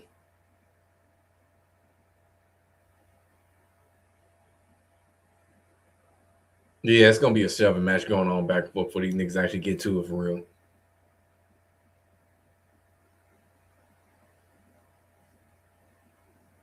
because I can tell there's already gonna be one of those where they got a whole lot of little mind games going on back and forth between each other, especially with everything they done built up going into this match and the shit they was talking.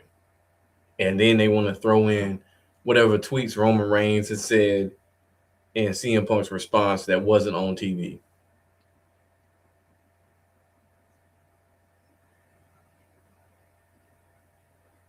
Now they slapping each other. What the fuck?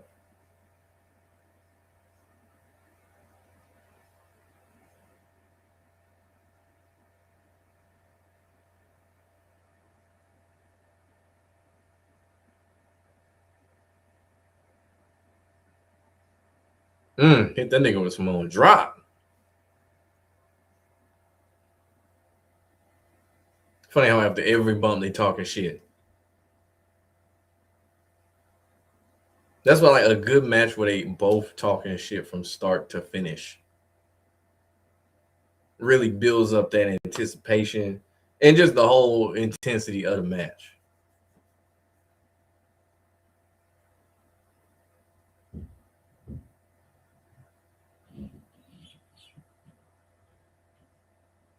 They got Gramps down.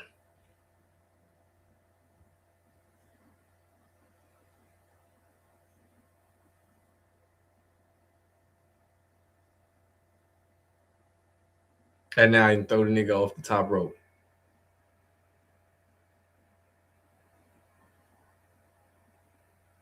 I feel like Roman Reigns hasn't expounded a whole lot of energy so far in this match.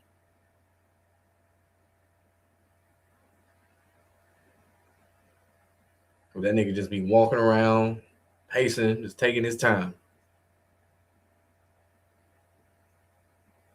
Taking a Randy Orton approach with shit. Slow, methodical.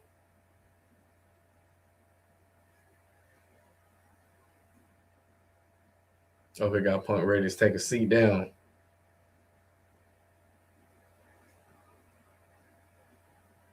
I'm surprised they didn't make this like a street fight or give it some type of stipulation besides just a championship match. Because yeah, that's one thing they was missing too. Besides a ladder match, street fight here and there, unsanctioned match, they could have stood to use a couple more because they used to in the past. Where even a regular match like your Seth Rollins and Gunther match would have been something different, like a steel cage match, Hell in a Cell match, strap match. It would have been something. And especially for a championship match, it would have been some type of specialty match. Like this would have served good as a street fight. Especially after the way they did the week before Monday Night Raw. Street fight would have did them good.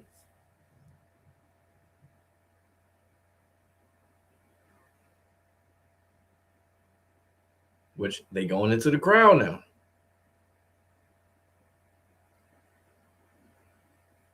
Like this nigga about to jump off the motherfucking table.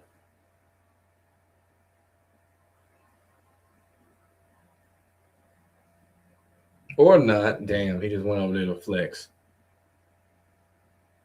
Then they'll CM Punk taking a seat down with his old ass.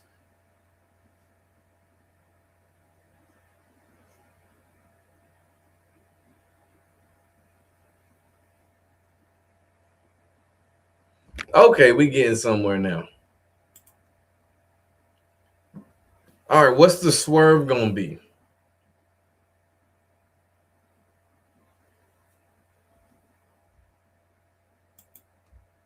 Because he said there's gonna be a swerve at the end.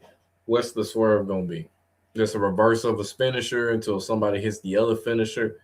Like Punk hits Roman Reigns with a Superman punch or some shit. Damn, he tossed the shit out of CM Punk.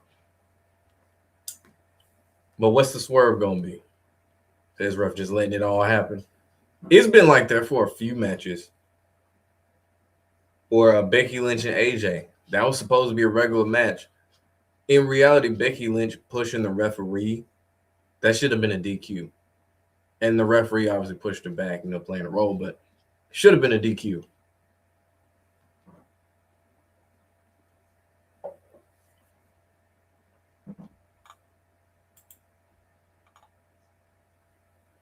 But what's the swerve, though? You say there's a swerve coming.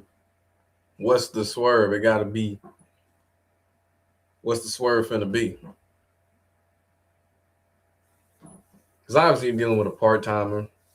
Punk is essentially a part timer, even though he does show up every week. The nigga don't. He not a fighting champion like they say. The nigga barely wrestles now. He had a little run where he was wrestling more and shit, especially in his feud with Drew, but he barely wrestled. He go out there cut the same promo every week.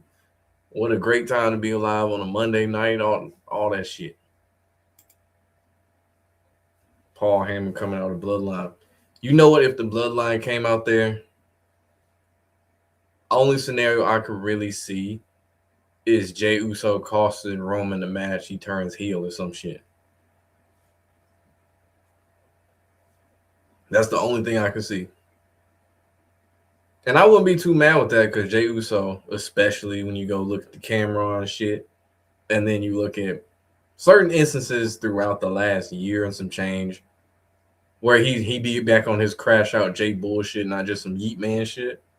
He done shown signs here and there he might turn, but they've never fully committed into doing it, especially not since he got that singles push.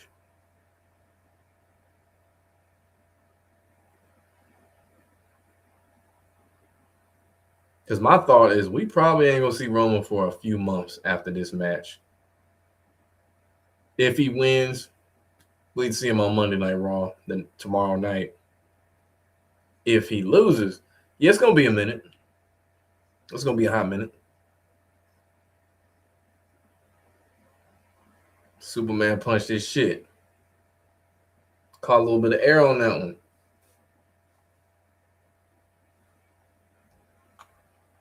Paul Heyman coming out there, probably be a chair involved or something, which would go back to last year with the whole chair and Seth Rollins, Roman Reigns, CM Punk, that triple threat match.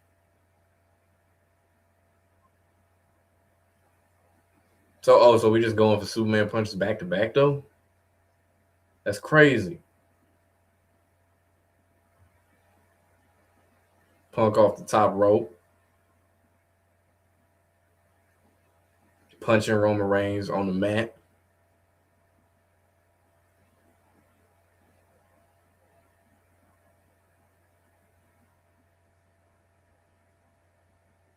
Now hit him with them Cody Rhodes jabs.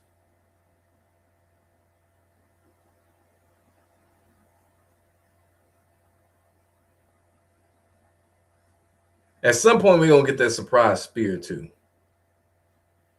Because they already teased it with Roman Reigns in that back corner.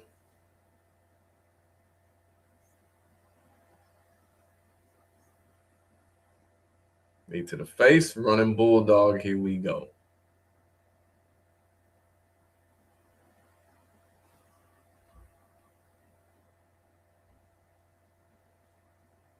And now he's trying to set up the GTS.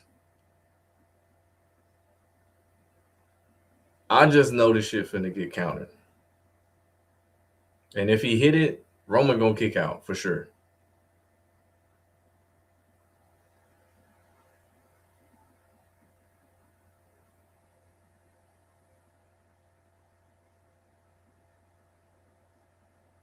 Nope. Into the ring post.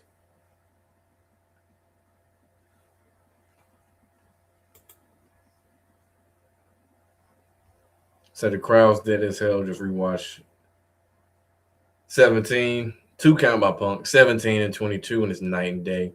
That's what happens when you price out the real core fan base of your shows. That's exactly what's going to happen.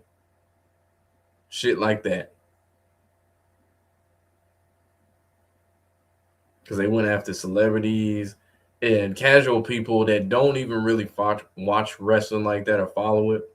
It's one of those, that's interesting, but they're not really into it for real. And I mean, just look at a lot of the matches they had yesterday and really the last couple. I can see why the crowd is dead. Because the motherfuckers be tired too. They've been there since what, 6 or 3 hour mark now?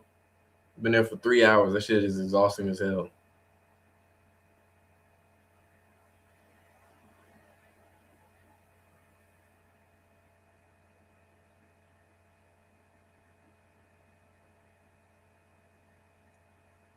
Punk with another knee to the face. Oh yeah, speaking of this, another thing, especially something they do on Monday Night Raw and SmackDown, they've been doing a lot and they've been really relying on it, is pumping in the fake crowd noise. Because there'll be people who take videos on their phone, post on Twitter, TikTok, wherever, and you can hear the actual reaction. Like Sami Zayn, whenever he was getting booed a couple weeks ago, he was getting booed a lot worse if you actually heard it in person versus on TV. They tried to mute some of the boos and shit, mix in some fake cheers and shit. Even though you can still hear the boos a lot. That's what they've done in a lot of shows, because a lot of them shows in America specifically, they be dead as hell. And for good reason, because I mean shit. You're getting the same matches every week essentially. Horrible storylines. Versus the international crowds, they'll just be happy about anything. They'll do the "This is awesome" chant for no reason. They sing every wrestler's name, all that shit. They just happy to have wrestling there. In the States, it's like, nah, nigga, you're gonna have to give us some good shit. Or they usually pull the nostalgia act card.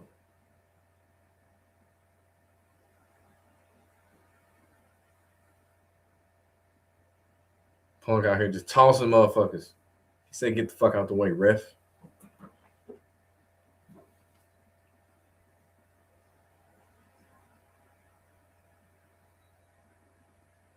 What this nigga finna do? Top rope, I knew it. That table has been abused this whole weekend. Let's see, you had Pat McAfee go through that table. Logan Paul. For a second, I thought Roman Reigns was about to go through that table next. And then you already know the Spanish announce table didn't have a chance in hell.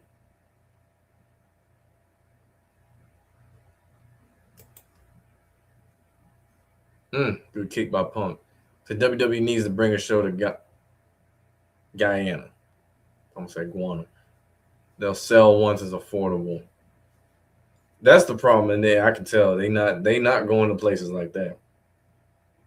If you notice when they go international, besides Saudi Arabia, most of them places usually just plays with a bunch of white people or paler people, pink people, whatever you want to call it. Like think about Ireland, Germany, UK, Paris, that's Germany, Berlin. But you notice the pattern there. Besides Middle East, Australia, that's typically where they go in places. You don't see no black people. You don't see them going to African countries and shit like that. Sure, they was doing that back in the day when they was doing like house shows, doing all that international touring. But good punch. As CM Punk is hanging upside down. But yeah, you ain't seeing that shit.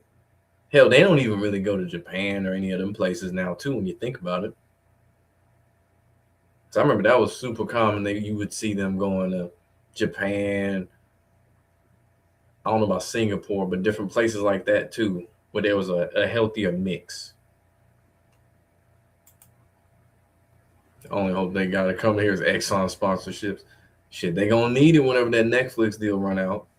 Because the first 5 years are guaranteed. After that, it's an option every year for Netflix to choose if they want to pick up another year of Monday Night Raw or just drop it and get out the deal. Which, seeing that there's been a ratings decline, viewership decline after the first night, and it started up here in the millions and it's just dwindled down. I don't think they will. And I wouldn't blame them. Steel steps into Punk's head as he's still hanging upside down. And now Punk is busted open. Damn, that nigga hit the ref. He said, "Get the fuck out of my way, little nigga." Again, that should have been a DQ. I'm glad it's not, but I'm just saying. That's a DQ.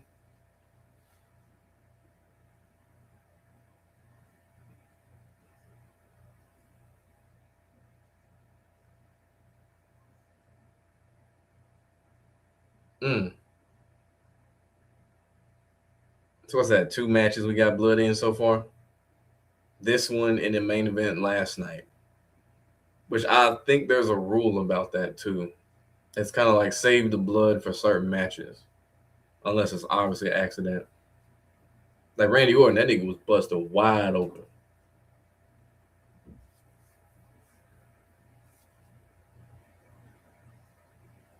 Punk eye bloody and shit.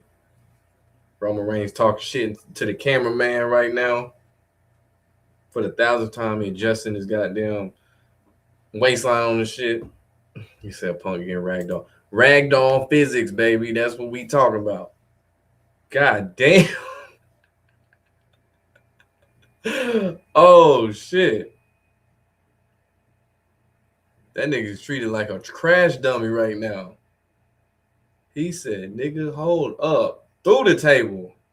Toss clean through that bitch. Face covered up in blood.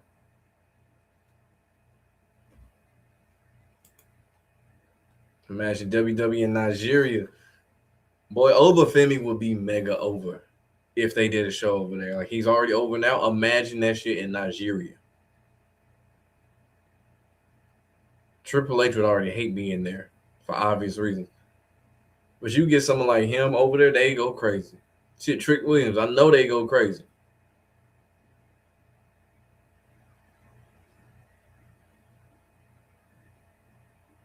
Oh shit. Reigns into a GTS.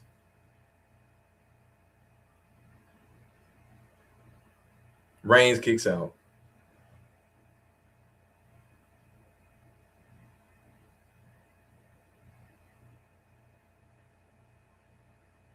Probably talking about how they're gonna finish this. So he's selling it so good. This match been good so far. Now, what they do to close out this match, that's when things might get a little shaky, especially when you start talking about people getting interfered into the match.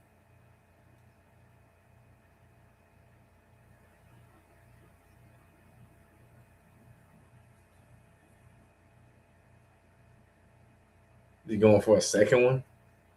Yep, he is. He going for another one.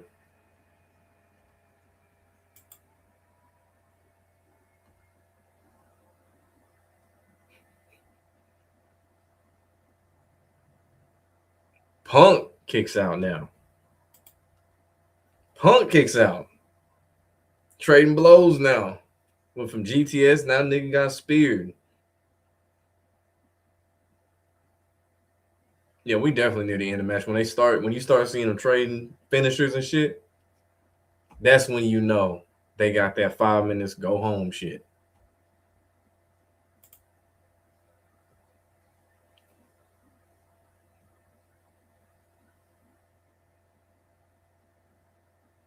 That nigga hurting. That nigga wristbands covered in blood now. He's like, ain't no way. I was like, I thought I ended this nigga.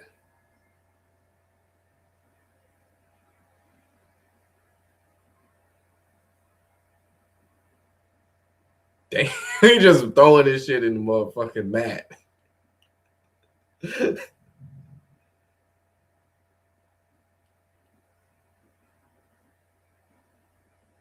Like, I gotta catch myself.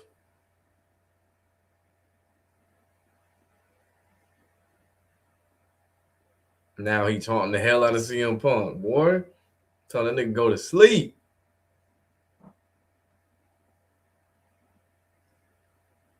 Punk's head is painting this mat with all that blood too. Weak ass slap by Punk.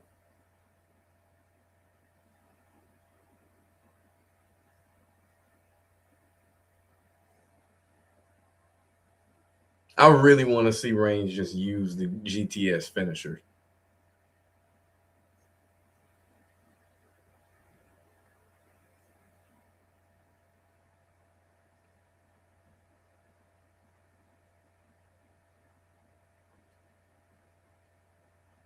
There better not be a single interference in this motherfucker.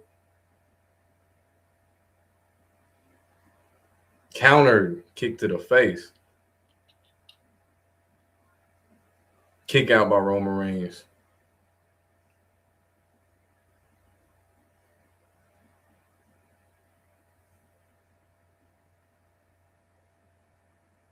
Ref talking to Roman Reigns, probably telling him, hey, we almost near the end. CM Punk don't even know where he at right now.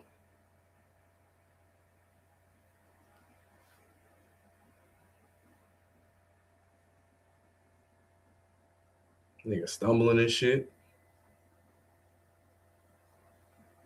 Oh, he going for the Superman punch.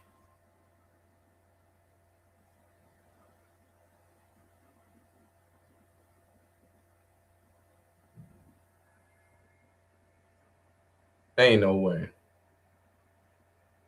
Kicks out though, but ain't no way.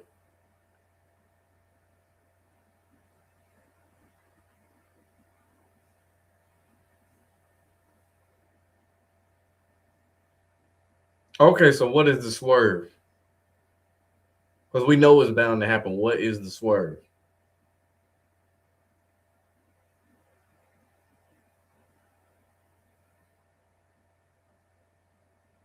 Oh, that nigga took the Ula Fala.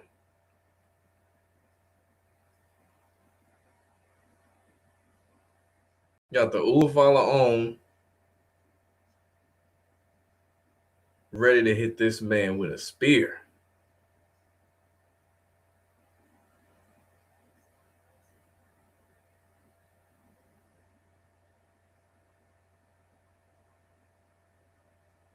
Man, hell no. Reigns was like, you weak ass is not finna spear me, bro. Got that. He is just tossing that nigga.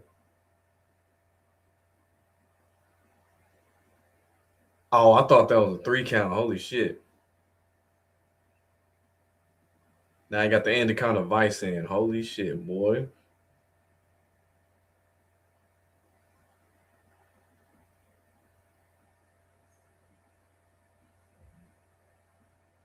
They better not let Roman Reigns tap out.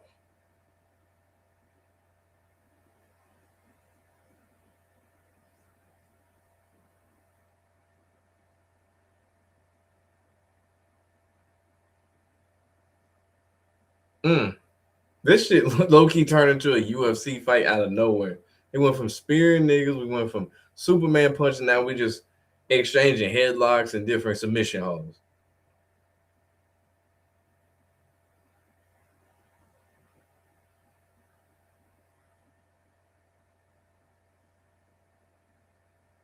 Punk tried to get the sharpshooter in there, did not work.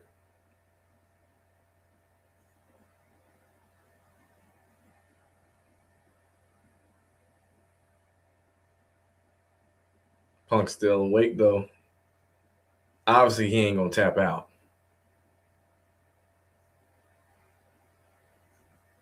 Then somehow Punk turns it into a pin. Roman Reigns kicks out. Said that was a nice sequence. Yeah, it was.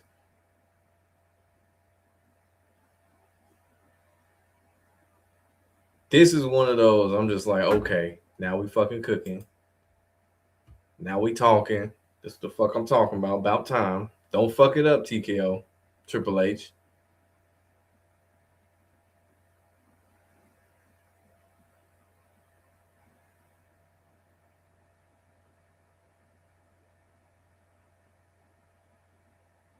Well, I know they hurting now. Said TK no.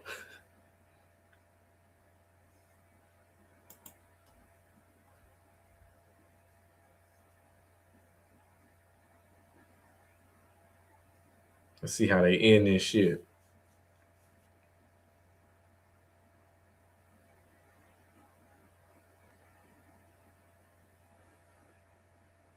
Punk back talking shit. Now they only need exchanging punches.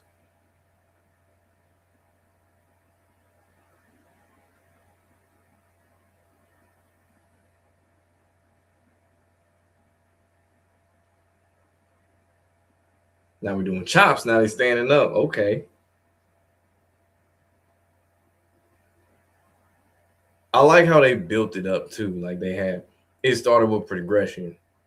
And now it's like, okay, we started on the knees throwing blows, and then all of a sudden, now we throwing punches. doing chops and punches. Now it's knees and kicks.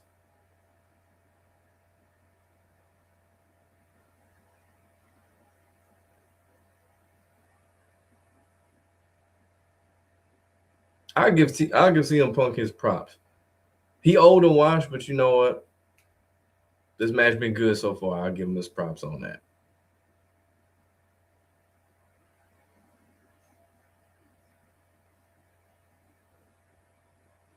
What is Punk doing?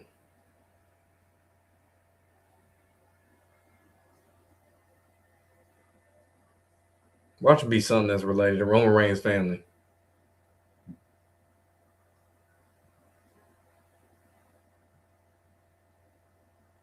Or he's just gonna throw it, I guess. That's what we doing.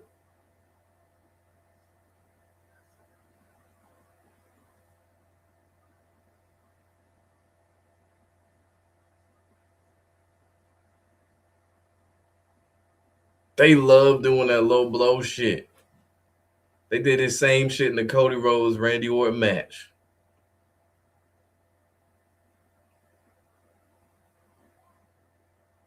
So Punk doing some heelish stuff and it still didn't work.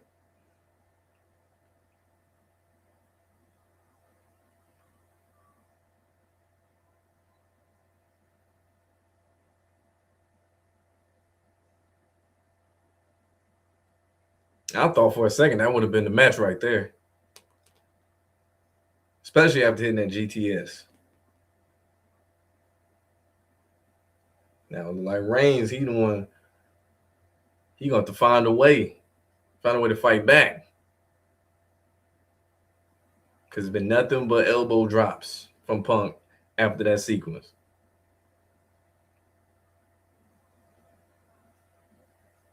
And the crowd chanting for Roman Reigns.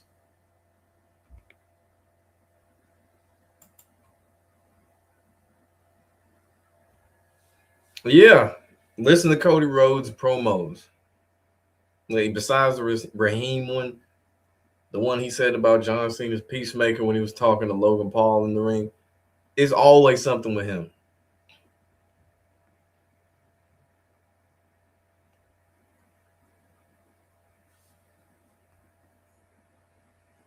Looks like Punk finna put Roman through that table off the top rope. Said never underestimate the predictability of the same script. Especially with Triple H,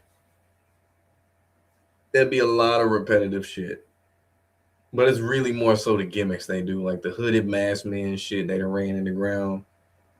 Celebrities being another gimmick. That's their biggest go-to. Obviously, you can't use the Undertaker shit where the lights cut off and somebody cut on.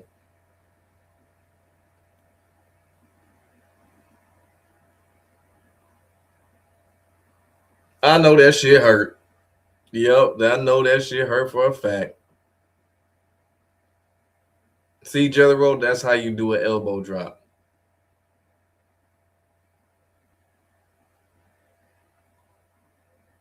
Yeah, them niggas hurting after this.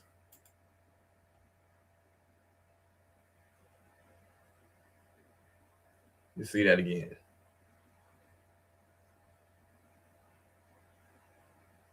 Oh, yeah. For real, bro. Like, look at that shit, bro. Landed right there. And then you gotta factor in the fact he on the table and then you not having a graceful fall after any of this shit.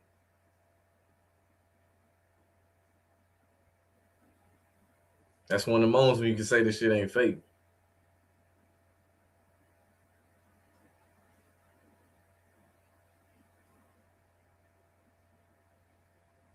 Rolls him into the ring.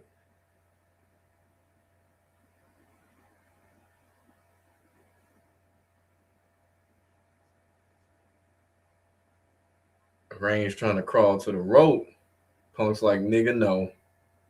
Nigga, no.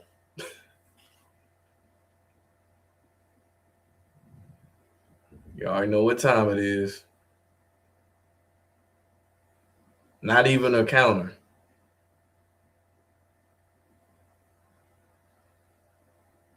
Nope.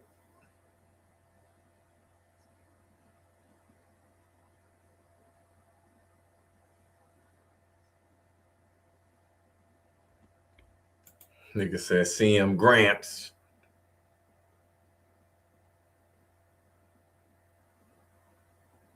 His legs wobbly as hell.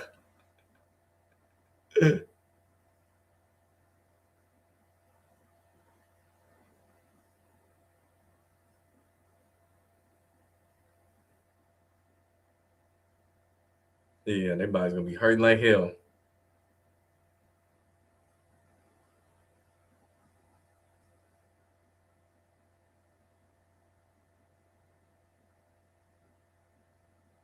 Probably giving Roman Reigns some time for that spear.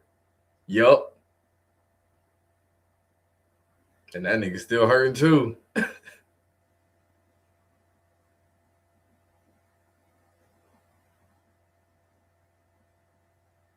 What gets me is this as long as this match has been after so many damn Punk. Damn, nigga went for a swipe and missed. He said, missed. Got this nigga really looking like Gramps. He getting one of the Braun Breaker spears right there.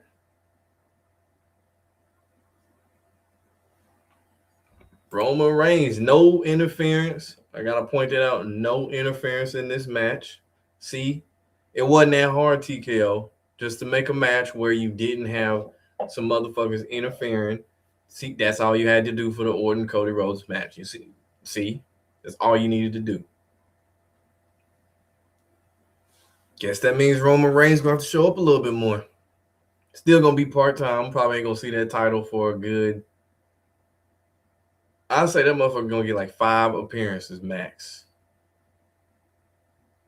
5 appearances max is what we gonna get out of that CM Punk or that heavyweight championship now that's on Roman Reigns.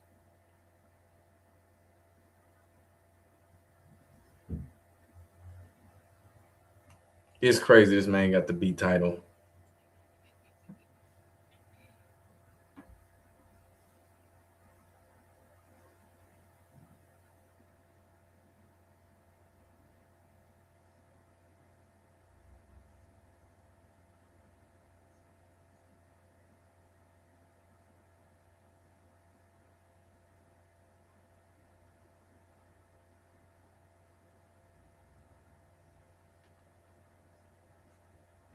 So Roman Reigns wins, shocker.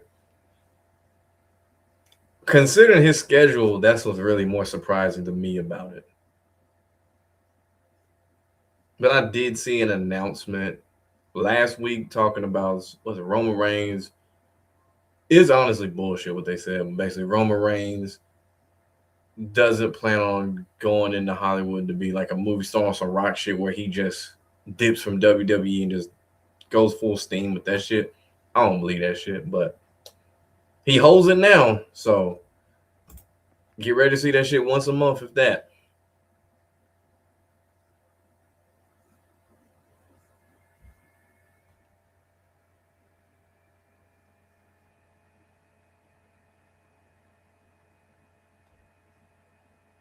Boy, they better figure out how to move from this shit now. Especially with somebody that you know ain't gonna be wrestling that frequently. Because I'm not mad at the outcome. It's just know what you're doing, WWE. Just know what you're getting yourself into. Because he part time, and this shit probably gonna backfire because they again chasing the viral moment. And who is the last big face of WWE that people recognize? Roman Reigns.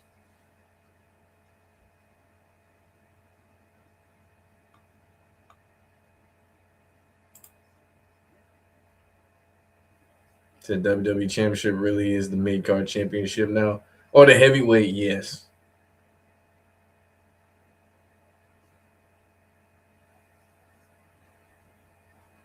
Because essentially the Universal Championship, we can really call that the Cody Rhodes Championship at this point because that nigga's had that shit hostage 3 different occasions, twice of which was a little bit too long of a reign for my take. Now, you know, this is another way to keep Roman Reigns and Cody Rhodes from intersecting in a title, in like a title match. Only way we can see this is say crown jewel champion versus champion match. If Cody was still the champion at the time, or Roman was still the champion, then they would probably cross paths again. But good way to keep them from intersecting again.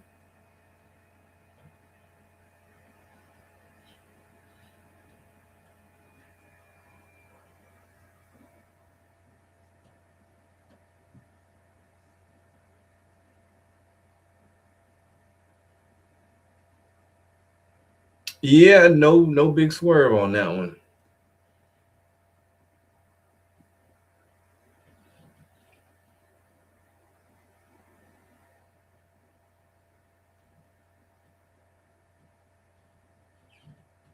That's true. That's true as hell. He said Samoans love them black women. That's true as fuck. I want to say all of them got black women. Jimmy, Jay, Solo Sokoa, Roman. That's crazy. Park outside. Oh shit. But yeah, that's WrestleMania night 2 for you right there, man. Before I leave, hit that like button, Spear the like button, GTS the like button, RKO the like button, Cody Cutter the like button, OG Cutter the like button. It was a better night than night 1, but still, overall, it is the worst WrestleMania of all time. Easily of all time. Never come back to Vegas. Shit, don't even go to Saudi Arabia. Don't even do that shit because I know that shit gonna be mega ass. Super mega ass because they already got the money and shit. They ain't got no incentive. And they gonna make, it's fucked up. They gonna make them tickets cheap too. Because that's what they did for Royal Rumble. They made them cheap and affordable for them. But then over here, had that Royal Rumble been somewhere in America, jack them prices all the way up. Crazy what blood money does. But yeah, man, I'm finna slide up out of here. I'm gonna be back Monday, NBA playoff time. Talk about that shit. We got a lot to catch up with over the weekend. I know some games going on right now, and they're gonna be some games Monday night and shit through the rest of the week. But hey, man, y'all have a good night.